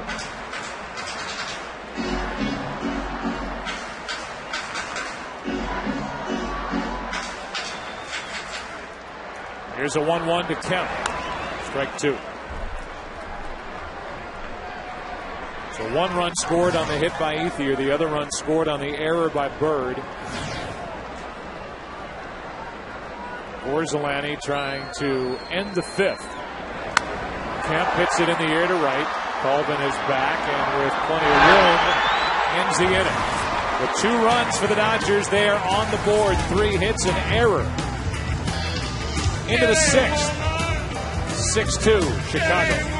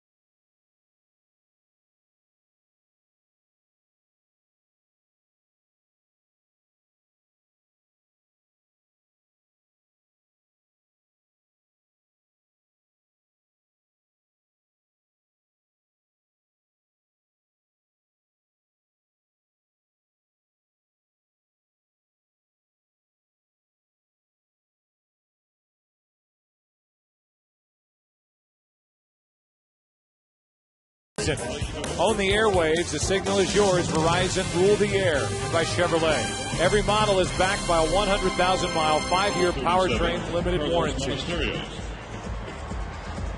Well, we had a little action during the break. Lou Piniella hands over his lineup card to Alan Trammell. First base umpire Jerry Lane throws Piniella out of the game. Piniella, I'm sure, still arguing about this call, which started the trouble. Xavier Paul called safe, even though Gorzolany's right foot was on the bag before Paul got there. They argued. Lou continued the argument, and Jerry Lane runs him out of the game. 3 changes for the Dodgers. Blake DeWitt stays in the game. He's batting 9th. He's at second base. That shifts Ronnie Belliard over to third. Jamie Carroll is out of the lineup, and that's where the pitcher will bat in the number 2 spot. And here is Carlos Monasterios. Just off the disabled list, getting a chance to work here in the 6th. 4-run game now, and a strike over the inside corner to Starlin Castro. Castro 2 hits, 2 RBIs.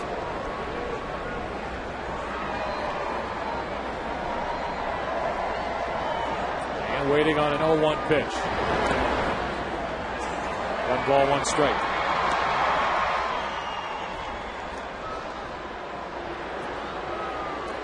In my experience, I don't believe I have ever heard of a Major League Baseball player named Starlin. It's a name that kind of rolls off the tongue. Starlin Castro. Here is strike 2. Called up from Double-A. And for Castro, since May 7th when he was called up, he's really handled himself well. Yes, he has. He's made 12 errors. That's something that you almost have to live with a young shortstop, whether they come up from Double-A or not. Here's a one-hopper for Kyle. He knows how to handle the spot. One out. Chevrolet is proud to support youth baseball and are offering future All-Stars a ballpark makeover. Go to Chevy.com to enter your community. Brings in Giovanni Soto. Soto is hitting .424 over his last 10 games, including today. He's 2 for 2 with a 2-run homer, an RBI single, so he's driven in 3. Driven in 9 over those 10 games, and he's behind on the count 0-1. Back in the second. First pitch gone off John Eli. Made it 3-0.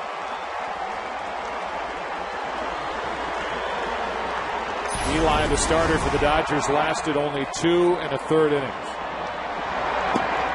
That little floater misses. Ball and a strike. Soto deserves a lot of credit. The Rookie of the Year a couple of years ago. He gained too much weight last year. During the offseason, he shed about 25 pounds and is playing like he did 2 years ago. Here's a 1-1. That's a pop-up that is dropped by Loney.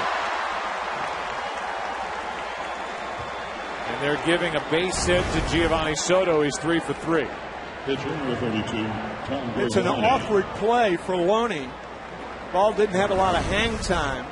Didn't have a chance to square up on it. I think that was a hit. 1 on, 1 out. Dealing with his son on the move back, and Loney couldn't make the play. That gives Gorzolani a chance to bunt. Talk about all-stars. The Cubs a couple of years ago had 8. Yeah. This will be the second year in a row that they sent only 1 to the all-star game, and that's Marlon Byrd. Good bunt. Down to second is Soto. The sacrifice is good. 1-4 with DeWitt covering the bag. That was the 15-inning all-star game. That was the last game at Yankee Stadium, the last all-star game at Yankee Stadium. And the Cubs had 2 starters that year, Soto and Kosuke Fukudome in center field. Boy, what a memorable game that was. 15 innings. Everybody was exhausted after that game. And I'm going to ask you an unfair question since it was a memorable game. Who were the starting pitchers in that game? I think that I don't remember. Cliff Lee, good going, from the Indians. Good going. And Ben Sheets. Wow. Who's now pitching for Oakland. That one gets back to the screen, and over to third goes Soto. The reason I didn't remember that, and I'm making this an excuse. No, I didn't remember either. I didn't remember that because the one thing I remember about the pitching or the non-pitching in that game was Tim Lincecum going to the hospital dehydrated before the game. And in his first to-be all-star appearance, he couldn't pitch. He was sick in a New York hospital. But he will be a member of the National League this year, of course, being played at 8 o'clock Eastern on Tuesday night. Terrio goes up and after it. 1 ball, 1 strike after the wild pitch. Who do you think will be the starters? 2 starting pitchers that have not been named yet. I think we have a graphic on that. How about the 15-game winner, Ubaldo Jimenez? I think that's a layup right there. And David Price of the Tampa Bay Rays. I think that is also a layup. Joe Girardi basically said as much. You know, obviously he's got 3 11-game winners on his own staff, with Phil Hughes winning last night, beating Seattle, as the Yankees avoided having to face Cliff Lee because of the trade. Price 12-4. In line to start that game. Here's a 2-1 pitch. Fouled away, 2-2. And also, Joe, gives you an idea of how deep the starters are for the Yankees. They have landed 3 starters on that team. First time since 1997 when the Braves had 3 starters. And I know a lot of people would say, well, that was Glavine, Smoltz, and Maddox. It's wrong. I was surprised to see that list. Yeah, me too. 1 name on there. 2 balls, 2 strikes. Runner at third, 2 out. Monasterio's his first inning of relief work. The other name is Denny Nagel. Right. See that toward the bottom. First team with 3 starting pitchers on the All-Star team since the '97 Braves. 3-11 game winner Sabathia is scheduled to start tomorrow. Here's a 2-2 pitch. The dirt, full count. That meant that Joe Girardi needed to find a replacement for Sabathia. He went to the replacement down the freeway to Jared Weaver, who leads the Bigs in strikeouts. But he's also supposed to start tomorrow. Right. So you can just keep going down the list. That's new. If you pitch on Sunday, you cannot pitch in the All-Star game. You will be replaced. You get to go and get the pitch. 3-2 deliveries in the dirt. That, by the way, was advocated by Mike Scioscia, the manager of the Los Angeles Angels at Anaheim. I think that is a very, very good rule. It takes a lot of heat off the manager. First and third with 2 out for Tyler Colvin. Kyle comes in to talk to Monasterios. Each manager will have a full 13-man pitching staff. I look at the National League as having an inferior lineup to the American League. But in the starting pitching category, I would give the nod to the National League. Yeah, I agree with that. And when you stack them up, if you're talking about Ubaldo Jimenez, Josh Johnson of the Marlins, who leads the big leagues in ERA at 1.7, Adam Wainwright, Roy Halladay, and then you get into the closers, you could see a way the National League could finally break that streak and win this year. Mariano Rivera has bowed out on the American League side because of nagging injuries. First pitch was a strike to Colvin, who was 0 for 3.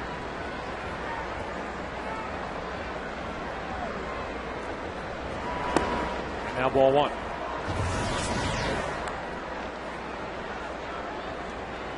If you didn't see what the Phillies did last night, they came back from a 7-1 deficit in the 9th inning to beat Cincinnati. 9-7 in 10 innings. Dobbs with a big home run, Cody Ransom, and then Ryan Howard won it in the 10th.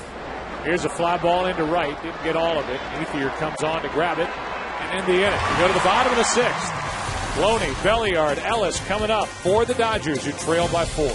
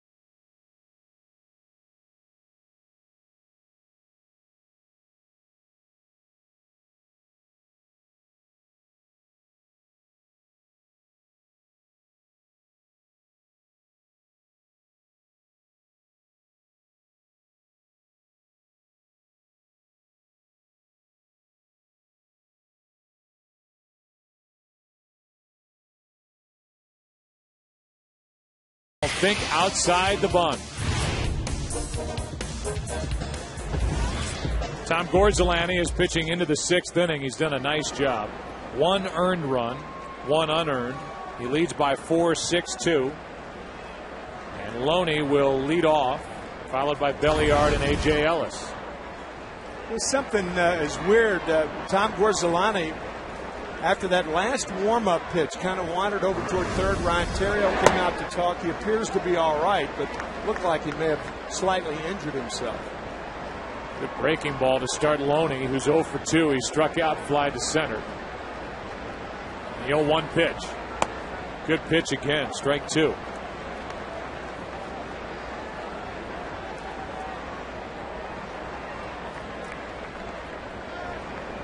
And now the 0-2 pitch from the left-hander is same pitch, a little down and away, ball 1.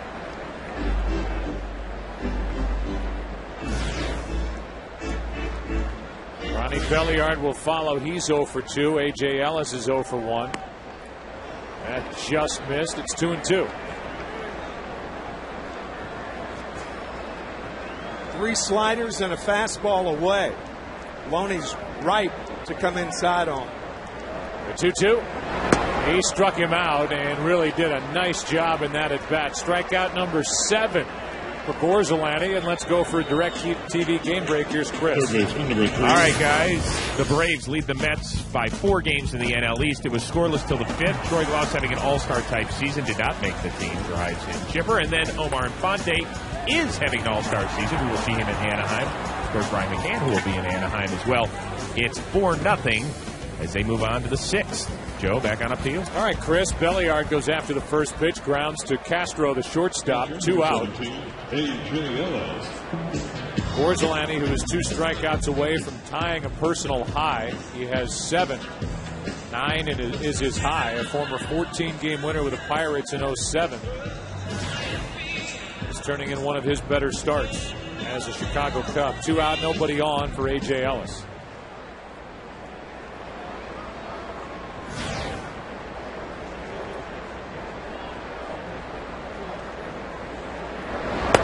One of L.A.'s big power couples, Bert Sugarman and Mary Hart, right behind home plate. Big Dodger fans. Always here, game after game, as that one's fouled out of play. 1 ball, 1 strike. Basking in the sunshine, there's Mary with Bert to her left, our right.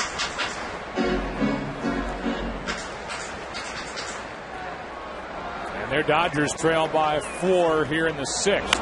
2 out, nobody on, and now a little flare into right. It's going to fall for a hit. And A.J. Ellis is on base for the 2nd time in this game. He's on with 2 out here in the 6th.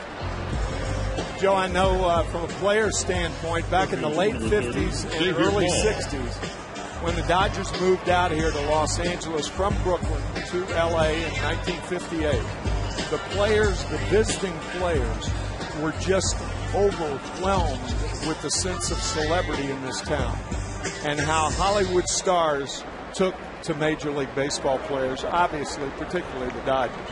When they played the old Coliseum, that was the first 4 years, 58 through 61. Dodger Stadium, the 3rd oldest ballpark now, next to Fenway and Wrigley Field. Yeah, that's hard to believe. It is. Fenway Park, Wrigley Field, and then Dodger Stadium. It's the 3rd oldest venue, and it's still one of the best. There's a pitch that drives Xavier Paul off the plate. It's 2-0 from Gorzolani. And here comes Larry Rothschild, the pitching coach, to visit, trying to help him get that final out and get through 6. You know, I think Larry saw what we saw, that last warm-up pitch, when he kind of fell off the mound, looked like he stumbled a little bit. Theriot came out there, and I think Larry's just checking on him right now. Here's the last warm-up pitch that Gorzolani threw before starting the 6th inning.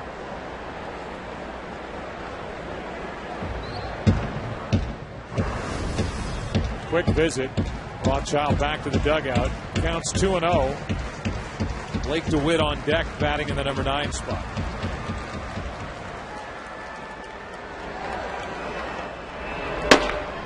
Russell and Cashner. 2 members of that young bullpen getting loose. Here's a foul, back and out of play. Off a pair of hands and down into the dugout club.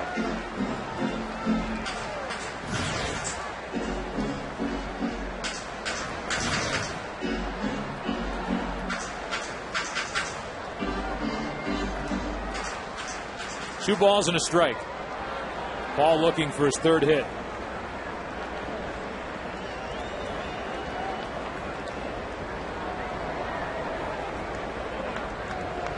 Runner at first, 2 out, and a fly ball pretty well hit into left center field, but Bird will have room in front of the track, and the inning is over. A hit, a man left, 6 in the game for the Dodgers.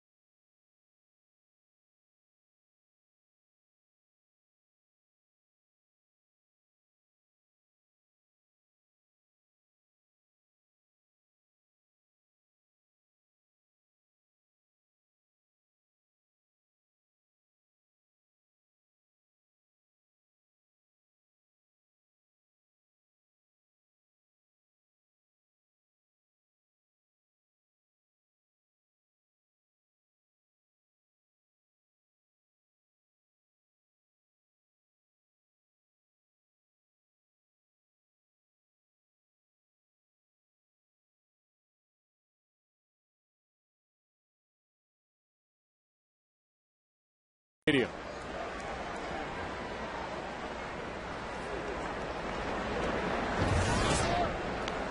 Batter is Derek Lee. 3, 4, and 5 hitters against Monasterios. Lee, Ramirez, and Bird. Cubs lead by 4.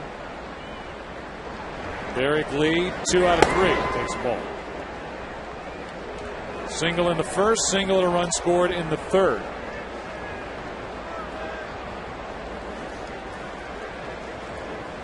The 1-0 pitch for Monasterios, his second inning of work. A breaking ball is in for a strike. This game shows no signs of it, but I remember doing a game in this ballpark with your dad, Cubs and Dodgers, back in 1990. A 13-inning game where the blimp ran out of gas. And I had to go back to the base. Didn't topple or anything like that. Nothing severe happened, but the blimp had to leave. The pitch down and in, 2 balls and a strike. And a foul off the end of the bat right side, 2-2. Now that's a long game when that happens. Joe West was not flying a blimp. No.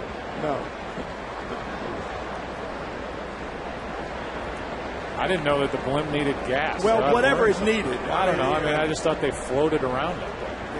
Yeah, I'm not sure what they go on either, but I assumed it was gas. It was whatever fueled the blimp, and I just assumed it was gas. It's got to be gas. I would imagine. It's not like fizzy lifting drink from Willy Wonka's factory or anything that makes him fly around up above. Here's a 2-2 pitch. And a strikeout from Monasterios, his first since entering the beginning of last inning. And only the third Cubs strikeout. First of a non-pitcher. Orsolani struck out twice after striking out Tim 26 times the first 2 games of this 4-game series. Cut down on your strikeouts and add on to your run total. Ramos Ramirez has a hit. The average just over 200, and now he flies one to center. Back is Kemp at the wall. This ball's gone. And Aramis Ramirez continues to stay hot. He pops his 10th.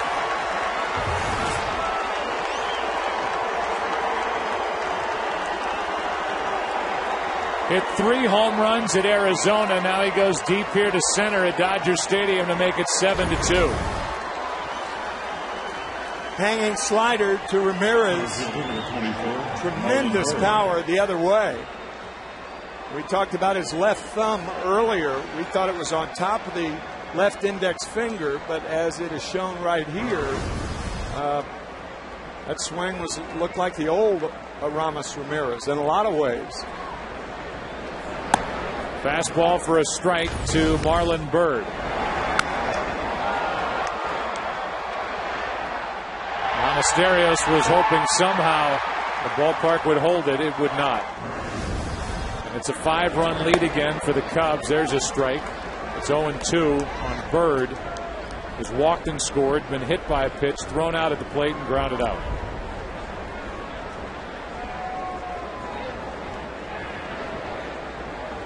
The 0-2 from Monasterios.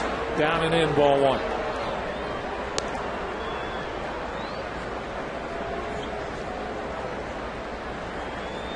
Byrd came in 7 for 9 over the first 2 games of this series. 0 for 1 in this one. 1-2 pitch is high and tight. It's a good story, Ken Rosenthal, is Marlon Byrd, and we'll see him on Tuesday night in Anaheim. Rags to riches here, Joe. 2006 in September, he was home after the Nationals minor league season ended. He went to a Phillies game as a fan, saw his old friends in the Phillies organization, was preparing hitting tapes of himself to show Japanese clubs. Next year, signs with the Rangers, gets designated for assignment at the end of spring training, continues working out, is watching the Rangers on TV, later joins that club, and here he is a few years later, an all-star as selected by his peers. At the age of 32. A first-timer on Tuesday night. Here is a 2-2 pitch. A strikeout for out number 2. 76-mile-per-hour pitch. Monasterios took something off. 2 out. So many stories of the All-Stars in both leagues. And the one I was particularly taken with, Arthur Rhodes, who at age 40 is making his first All-Star appearance. And he is dedicating that appearance to his 5-year-old son that died several years ago. 2 years ago. It's one of the warmest stories. And when he received the news from Dusty Baker, he just broke down and cried. You can well understand his feelings. His son's name was Jordan. He will put JR in the mound dirt before he pitches if he gets into the game on Tuesday night. And you can see the managers and the leagues now are selecting, Major League Baseball selecting players to fit into a team-type roster a little more than they have in years past. So you have set-up relievers like Matt Thornton in the American League. And then the aforementioned Arthur Rhodes of the Cincinnati Reds, who's had a very good year in the National League. 2 balls and a strike on Soriano, who's 0 for 2. Does have an RBI, came on a bases-loaded walk. Good changeup. Monasterios is featuring in the count 2-2. In the bottom of the 7th inning, it's now a 5-run game after the home run by Aramis Ramirez. It'll be DeWitt for Kyle and a pinch hitter. And we are going there now. Monasterios struck out the side, but Aramis Ramirez got him to straightaway center field. It's Chicago 7, Dodgers 2.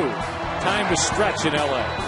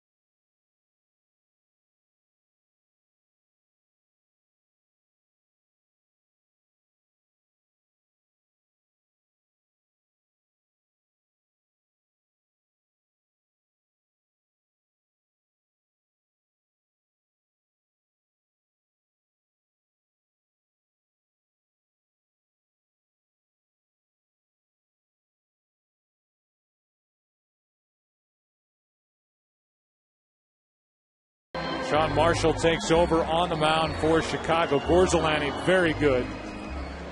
Eli with an ERA that's just under 20. His last 2 starts only went 2 1/3 innings here today. Castro and Soto have had a lot of action in the 7-8 spots. 5 hits, a home run in there, 5 RBIs. And for Tom Gorzolany, he was outstanding. 6 innings, struck out 7, walked 1, allowed 1 earned run.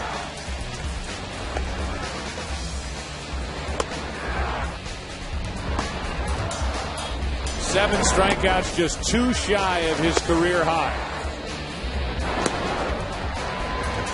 And Gorzolany certainly pitched like he wanted to win here today, and he's in line for it if the Cubs bullpen can hang on to a lead, which is now 5. Tyler Colvin goes from right to left. Kosuke Fukudome is in right.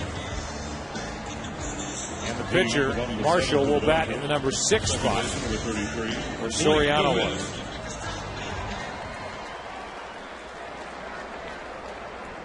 Fukudome will hit 9th.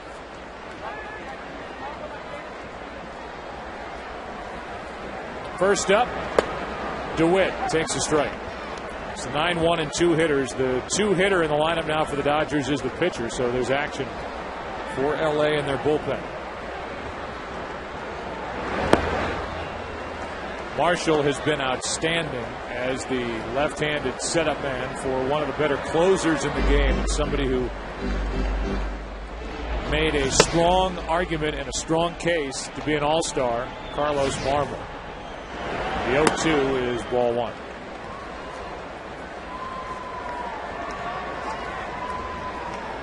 DeWitt struck out in his only previous at bat. 1-2 delivery from Marshall's inside, 2-2.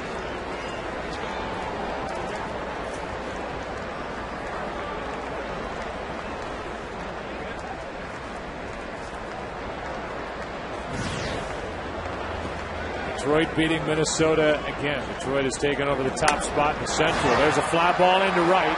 Pretty well hit. Back is Fukudome on the track. 1 out. And DeWitt's 0 for 2 since pinch hitting in the 5th. It is amazing, and has always amazed people in and around the game for years, how that little ball can find a defensive replacement in the late innings. Fukudome just in the game and records the first out here in the 7th.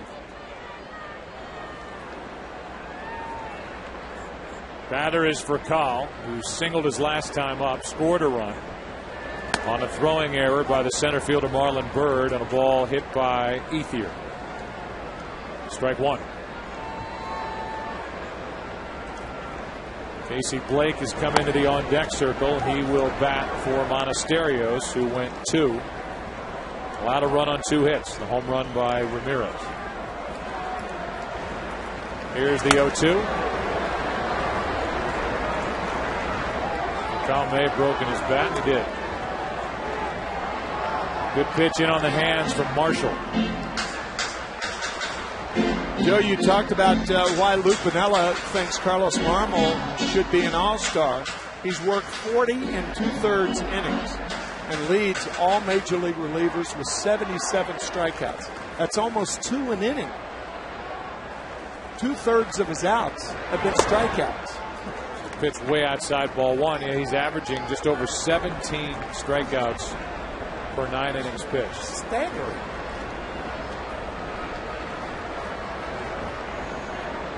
Here's the 1-2 to Furcal. Just missed. 2-2. This is the only time of the year, about a week to 10 days before the All-Star break, that you hear the word snub connected to the All-Star game. Here's a foul off the bat of Furcal, who was snubbed. Rafael Furcal certainly deserves a spot, but when every team needs a representative, somebody like Furcal or Marmol are going to get shoved out. Yep. The 2-2 pitch. Chopped foul right side. And I, for one, don't think that's a bad thing. I don't either. I think every team should have a representative. I agree with that. There are a lot of people, however, thinking that, well, if it's an all-star game, it should be the 34 best players in the league. But I think having each team represented is a fair thing that was started years ago and should continue. 1 out, bases empty. 2-2 pitch from Marshall. After that long look in, here it is. Slicing fly ball into right. Back is Fukudome on the run. Now number 2, DirecTV game break. Here's Chris Rose. All right, Joe, earlier in the week, Johnny Damon hit a walk-off. This one, a 3-run crank in the 5th off of Nick Blackburn, who got toasted for 4 homers on the day. The Tigers continue to lead the Central and this game. And, guys, how about the career of Johnny Damon? Earlier this week, picked up his 2,500th career hit. 7-4 in the 8th. Back on up to the booth. All right, Chris, thank you. So for Minnesota, team that led that division from the get-go, they are now looking at possible 4-game deficit in the AL Central. How about the White Sox? It didn't look for a while there like Ozzie Guillen, who worked with us during the postseason last year and is somebody that you can always go to for a great quote, was going to make it through the end of May. No. And now, with the way that they have played, they're just a half game out in the AL Central. They've won 8 of their last 10. They've won 6 in a row. They dominated interleague play, 15-3 against the National League. That's a big reason why the White Sox were able to jump back in it and be right now a half game behind Detroit. 1 ball, 2 strikes. Casey Blake pinch hitting for Monasterios, still 1-2.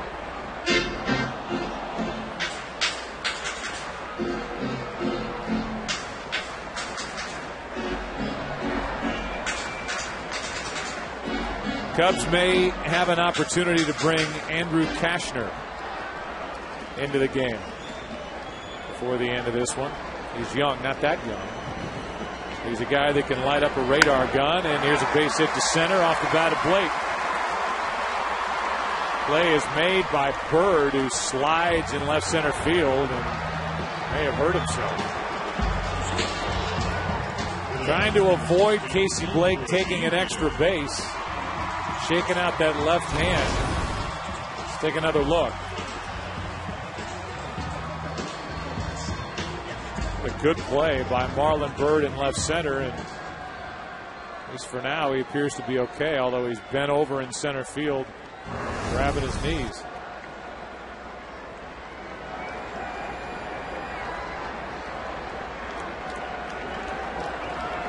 Batter now is Ethier. Ball one. I think it would take a team of wild horses or a broken bone to keep Marlon Byrd out of Tuesday night's game. Or a manager in Charlie Manuel who doesn't put him in. Well, yeah. No control over that, of course. Here's the 1-0. 2-0 on Ethier. Andre is number 2 in the league with his average at 322 at the start of the day. He has an RBI single, 1 for 3, 53 RBIs on the year.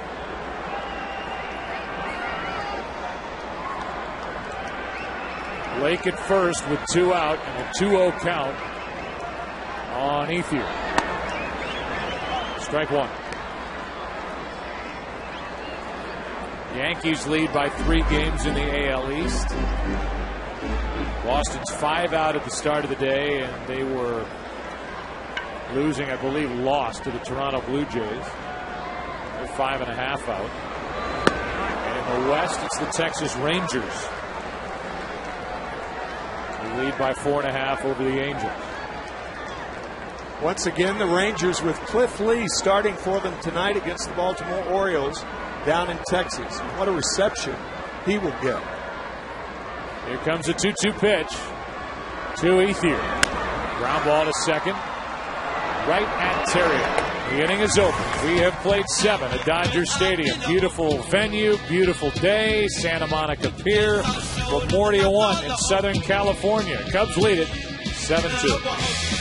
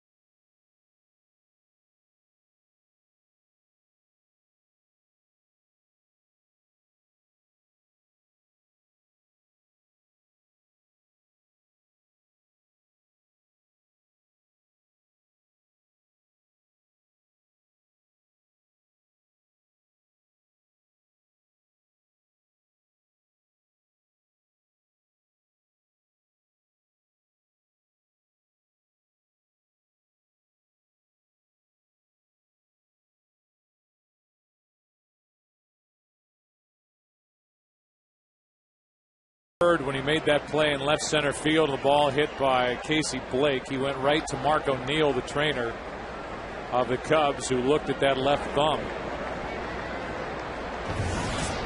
As Justin Miller takes over and fires a strike to Starlin Castro, who's 2 for 3. We're down the steps. The tunnel, I believe, talking to Alan Trammell, who's now the acting manager after Piniella was ejected. We'll see if Marlon Byrd continues. The count's 0-2 on Castro. Justin Miller is so heavily tattooed on his arms that he is required to wear sleeves because it's considered a distraction to the hitters.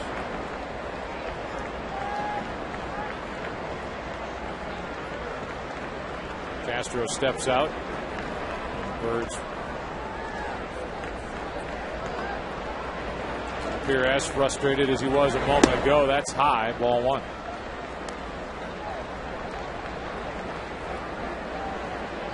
Justin Miller promised his wife that the tattoos would stop below the neck. Nothing above the neck. But it's all up and down his arms as the count's 2 balls, 2 strikes. And peeking out onto his left hand and his right hand. 2-2.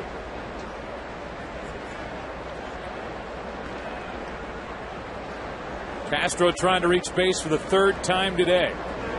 Miller deals and fooled him.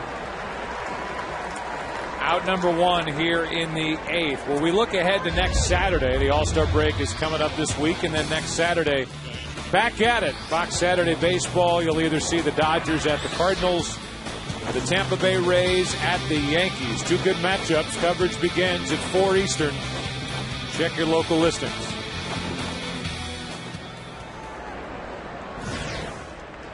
And there's Cashner, the hard-throwing right-hander, getting loose.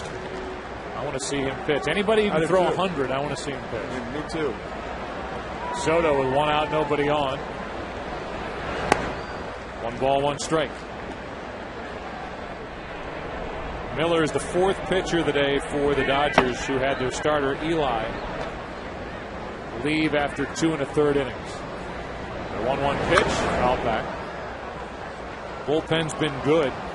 They've worked now 5 full innings and allowed 1 run.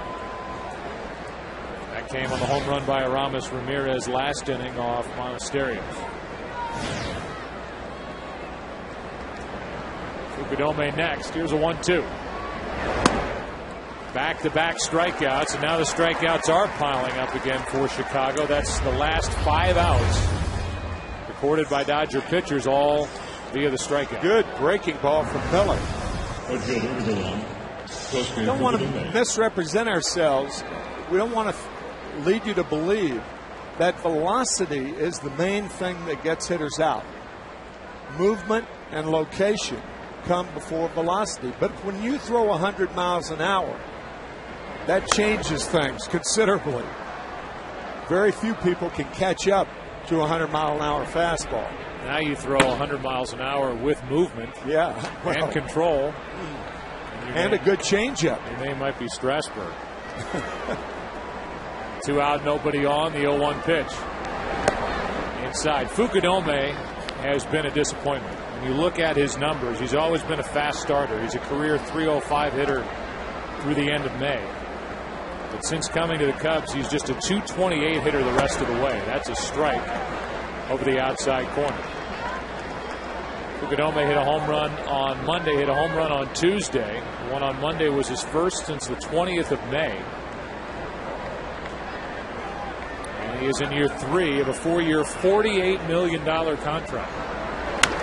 Here's a grounder to second, picked up by DeWitt. Sends us to the bottom of the 8th. For the Dodgers, it will be Kemp, Loney, Belliard as they trail by 5.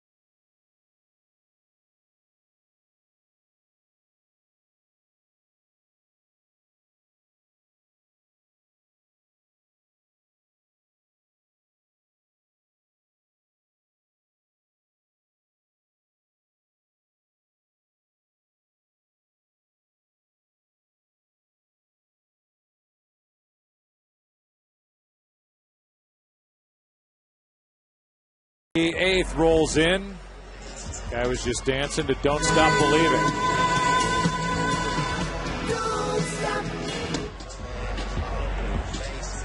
He only knows the new Journey, not the Steve Perry Journey. You asked Joe Torre earlier if James Loney could play guitar. There's a young man who looks like he could play guitar. And here's a guy who can throw hard, and Andrew Kashner, who takes over in the 8th. Kemp, Loney, and Ronnie Belliard for a guy who came up at the end of May. The 0-1, 97, strike 2. A lot of teams looking for hard throwers. It seems like there are a lot of hard-throwing pitchers, more here in 2010 than we've seen in years past. Guys that can legitimately hit 100 miles per hour. He was told when the team headed out of Chicago, got to Arizona, just to let it go. He was trying to aim it too much. The results have been terrific. If you're a catcher with a young pitcher like this, your target is right down the middle. Like that. And Kemp is gone. As he heads back to the bat rack. Number 7, James Loney. His shoulder slumped. Forget the corners. Throw it right down the pipe and let him try to catch up to it. Most won't. Brings in Loney, who's 0 for 3 with 2 strikeouts. When they first got a look at Kashner when he came up, basically the beginning of June, the last day of May, they liked what they saw. He had success. They moved him into the later innings to try and set up Marmol. Gave up a couple of home runs, struggled a bit, so they moved him back down earlier in ball games. And now here he is back in the 8th inning role. This could be a valuable piece to this bullpen for the Cubs for years to come, as he's behind in the count 2-0 to James Loney. But why not? I mean, let this guy see if he can handle the 8th inning. And what's the difference? You're 11 games under 500, 10.5 games out. Yep. 2-0. 3-0. Haven't seen anything but fastballs from Kashner.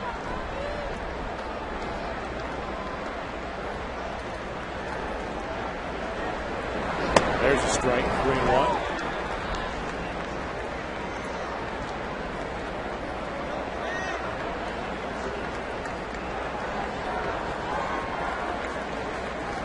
Here is a 3-1. Squirter to the shortstop. Castro, part of that young core that the Cubs hope to build around. 2 out, Ken Rosenthal. There are some pieces here, and there are some good young pieces for the Cubs. Yes, there are, Joe, and you mentioned them earlier. Castro, Colvin, and now Kashner. They actually have the nucleus of a pretty good pitching staff for next year. You look at the rotation. You saw Gorzolani today. Dempster is back. Randy Wells, Carlos Silva. Only Lilly is a free agent. He may be traded. And then the bullpen, you go Marshall, Kashner, and Marmol. That's pretty good. There's Ted Lilly, who has a limited no-trade clause. Derek Lee, who could find his way to another team, has a full no-trade situation with his contract as Kashner misses high. The count's 2-0. There's the young group. Colvin with his 12 home runs to lead National League rookies. Castro's been very good. He's 20 years old, and Kashner is 2/3 of the way through the 8th inning. He hasn't even broken a sweat yet.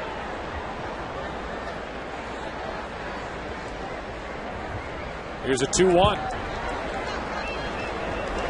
3-1. Perfect situation for him, though, up by 5 in the 8th. Got through Kemp. Took care of Loney, getting behind in the count 3-0, coming back to get him. Now he's 3-1 on Ronnie Belliard. The next, a 2-out walk.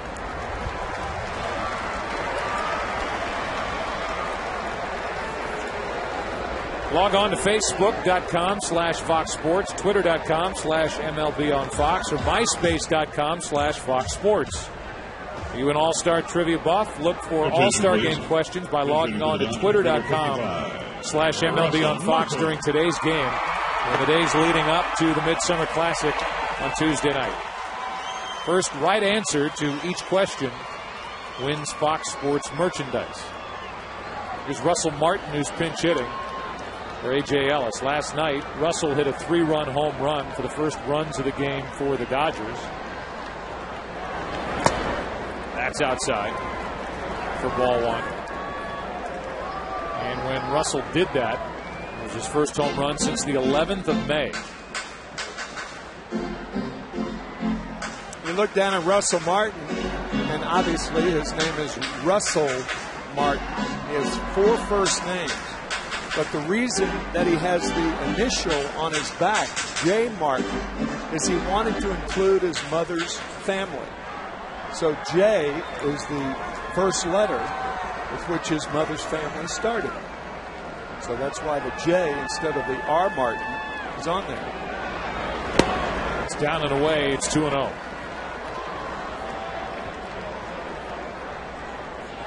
And here comes Larry Rothschild to try and bring the rookie back into the strike zone.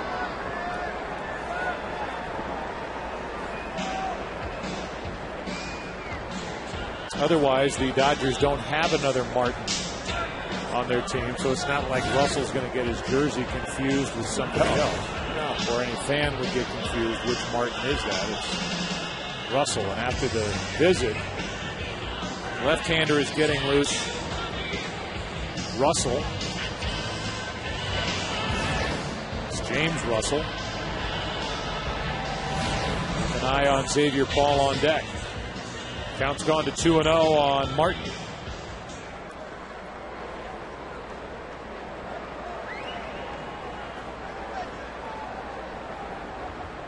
Belliard's not going anywhere, down by 5, and the pitch from Cashner is not close, 3-0.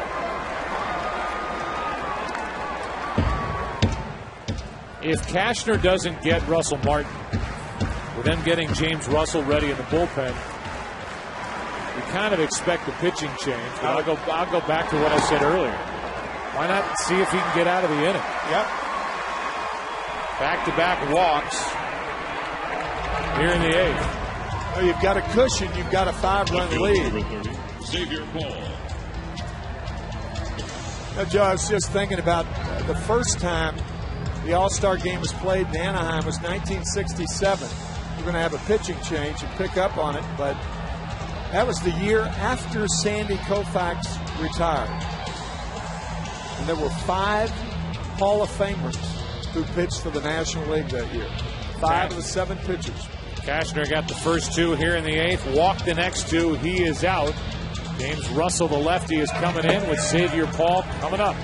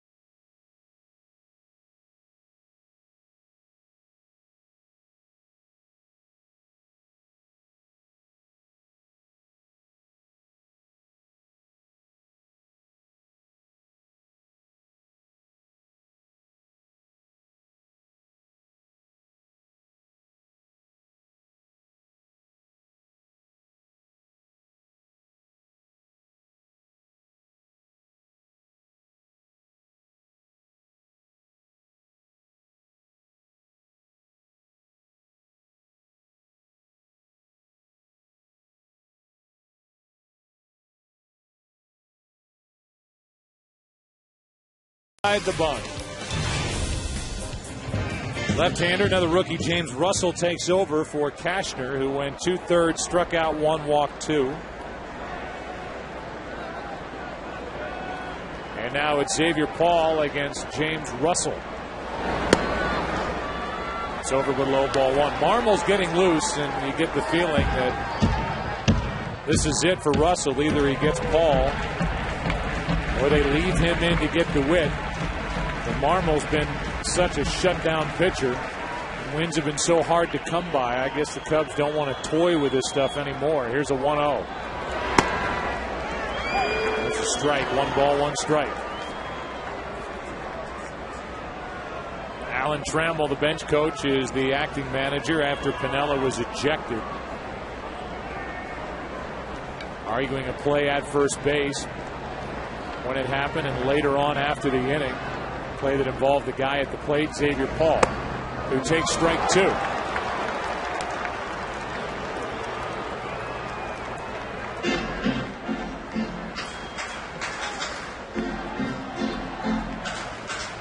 Second time up with the Cubs for James Russell, was recalled on the 29th of June. 18 strikeouts, only 4 walks with the Cubs this season. And now another. Number 19, good work by James Russell. We go to the 9th. Cubs lead it by 5. It's 7-2 Chicago.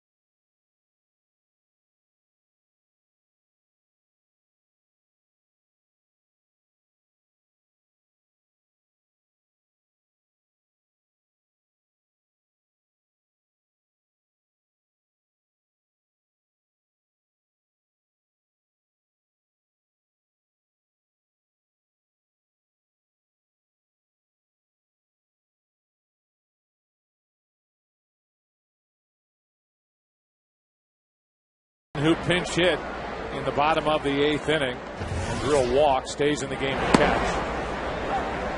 Justin Miller back to work and fires a strike to Terrio. Top of the order for the Cubs. Terrio, then Colvin, then Derek Lee. Perfect inning in the 8th for Miller, and now a pitch down and away. 1 ball, 1 strike. The 9th inning for the Dodgers will have DeWitt for call, and then a pinch hitter.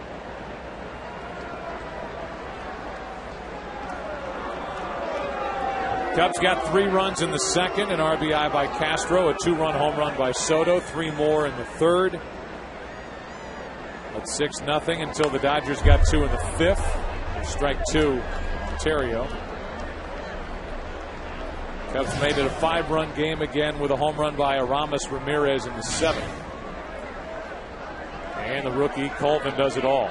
It's 12 home runs, and he plays bat boy by getting the baseball on the foul ball. Back to the screen by Terrio. And now the 1-2 pitch from Justin Miller. 2-2.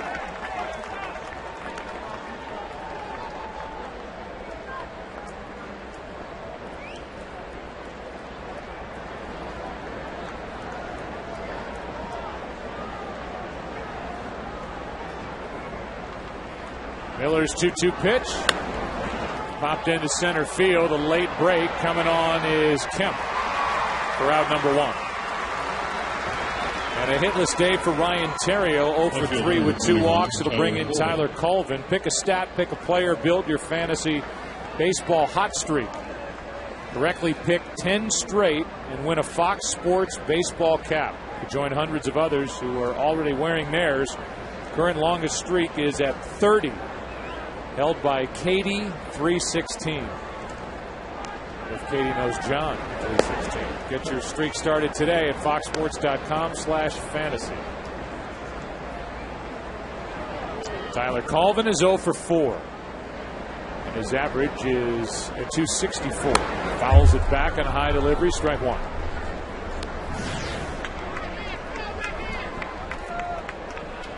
Top of the 9th inning. Cubs trying to win for the 39th time this season, for the first time in LA on this trip, and for the 4th time on this 7-game road trip with 1 to go tomorrow night. Change of pace from Miller, and that's strike 2. Carlos Silva is scheduled to be the starter for the Cubs. He's dealing with a right calf strain and may not make that start tomorrow night. Vicente Padilla, who's been so good since coming off the disabled list on June 19th, will get the ball for the Dodgers. 1-2 pitch, struck him out, 2 out. Pitching rules, doesn't it, Joe? We talked about Koufax earlier retiring after winning 27 games in 1966, as Colvin is down on strikes. And that all-star game in Anaheim, first year in Anaheim, Juan Marichal, Ferguson Jenkins, Bob Gibson, Don Drysdale won that game. Tom Seaver got the save. A 15-inning game won by a Hall of Famer, Tony Perez, who homered in the top of the 15th inning. 5 of those 7 inducted into the Hall of Fame. There's a foul back, 1 ball, 1 strike on Derek Lee.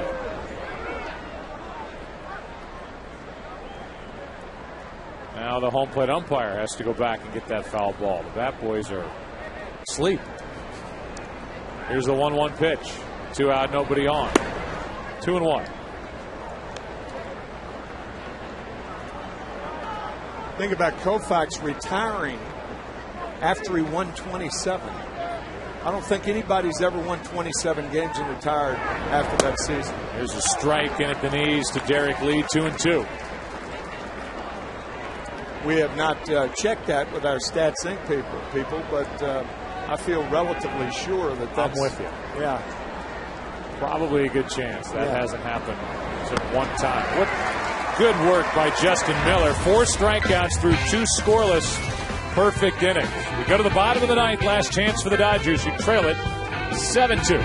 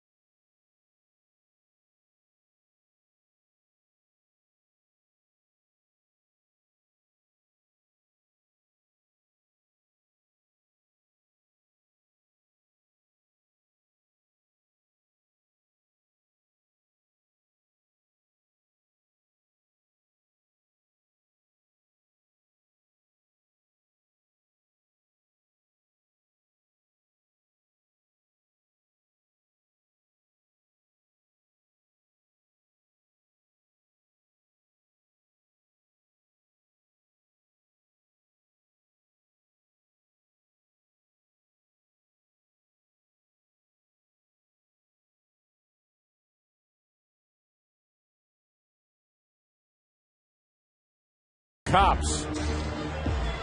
It's an all-new part of a full hour as you help police catch a brutal cult member on the run on an all-new America's Most Wanted. All starts tonight, 8 Eastern, 7 Central here on Fox. Here's Marmol, who can get wild from time to time, but when he throws strikes, he is easily one of the hardest to hit in the big leagues. In his career, opponents have hit just 177 against him. That is the lowest, the minimum of 1,000 batters faced since 1920. Oh, gosh. Billy Wagner's number 2 on that list. Percival, K-Rod, Armando Benitez. It's a foul back, strike 2. As we mentioned earlier, 17 strikeouts per 9 innings pitched is what he's averaging. It's a little misleading. He's a 1 inning guy typically. That is the highest all time by plenty. That's just out of the strike zone. A breaking ball, 2-2. One of the reasons that he's wild is why he's so successful. He has really no idea where that slider's going. Like that. He throws a middle of a plate slider. He doesn't have to be on the corner similar to Cashner because he throws so hard. But Marmol will throw it at any time. Even with the 5-run lead, you may see it now. Blake DeWitt leading it off. Full count, takes a walk.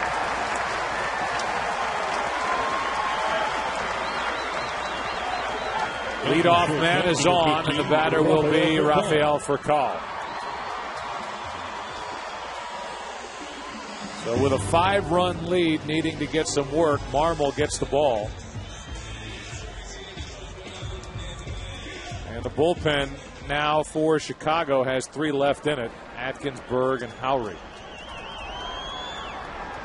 They don't hold against DeWitt. Furcal takes a strike. A lot of times in this situation with his team trailing by 5 runs, the Dodgers needing a base runner, Furcal has that little swinging bunt.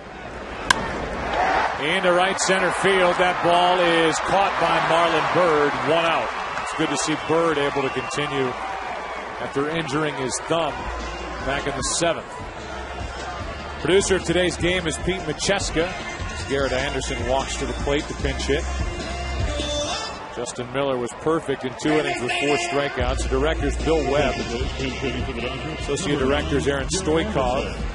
Broadcast associate is Eric Mandia. Steve Horn is our editorial consultant. He will hole himself up in the hotel room and go through numbers and storylines for the All-Star game on Tuesday night. Here's a foul off the bat of Garrett Anderson, strike 1. Statisticians are Wayne Fiddleman, Dennis D'Agostino. Thanks as always to Dave Schwalbe, who helps us up here in the booth. Technical producer Dan Rotante, technical director Jonathan Evans. Here's an 0-1 pitch with Ethier on deck, strike 2. Bottom fell out of that delivery. Finally, the pregame show is produced by Don Bowie, senior videotape producer Janice Kazaza, coordinating studio producer Fox Sports is Scott Ackerson. Senior VP of production is Jack Simmons. Here's a check swing. Did he go? He did not. And the count 2-2 on Anderson. Actually 1-2. 1 on, 1 out.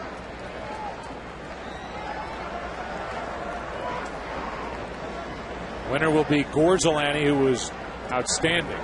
There's strike 3, 2 away.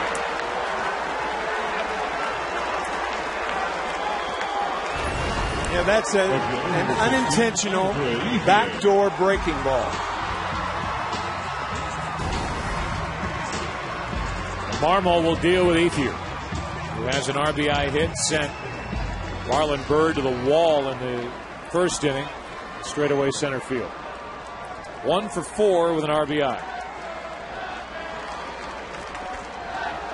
Gorzolani went 6, allowed 2 runs, only 1 earned on 6 hits. DeWitt takes 2nd. No stolen base. Strike 1 on Ethier. And for Tom Gorzolani in his 6 innings, he struck out 7 as opposed to his last time out. He walked only 1. Last time at Arizona on Monday night, he walked 6.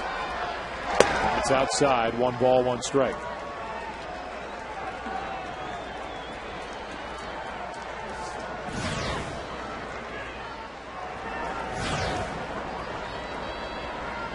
Here's the 1-1. Ball 2.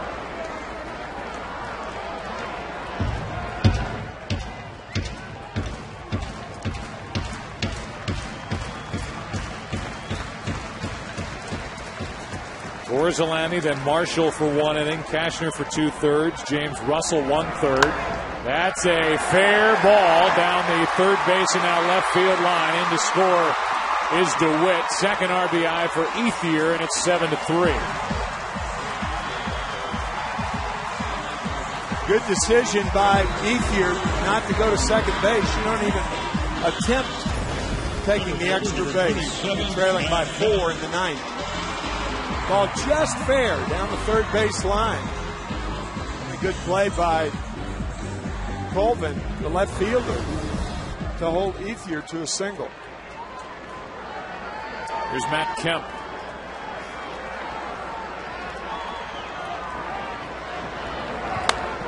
There's a base hit to left by Kemp. Ethier was running on the pitch. He'll end up at third base. It's first and third with 2 out. The Dodgers are 1 base runner away from bringing up the tying run here in the 9th. Number 7, James Loney. So instead of Lou Piniella pacing up and down the dugout, he's pacing up and down his office. Wondering if this will be win number 39 on the year for the Cubs. Win number 4 on this trip. With 1 to go. Trying to go to 4-2 on this road trip before they take on Padilla tomorrow night. There have already been 2 comebacks by 2 major league teams this week when they trailed by 6 in the bottom of the 9th inning. The Rockies on Tuesday night and the Philadelphia Phillies last night. Strike 1 on James Loney.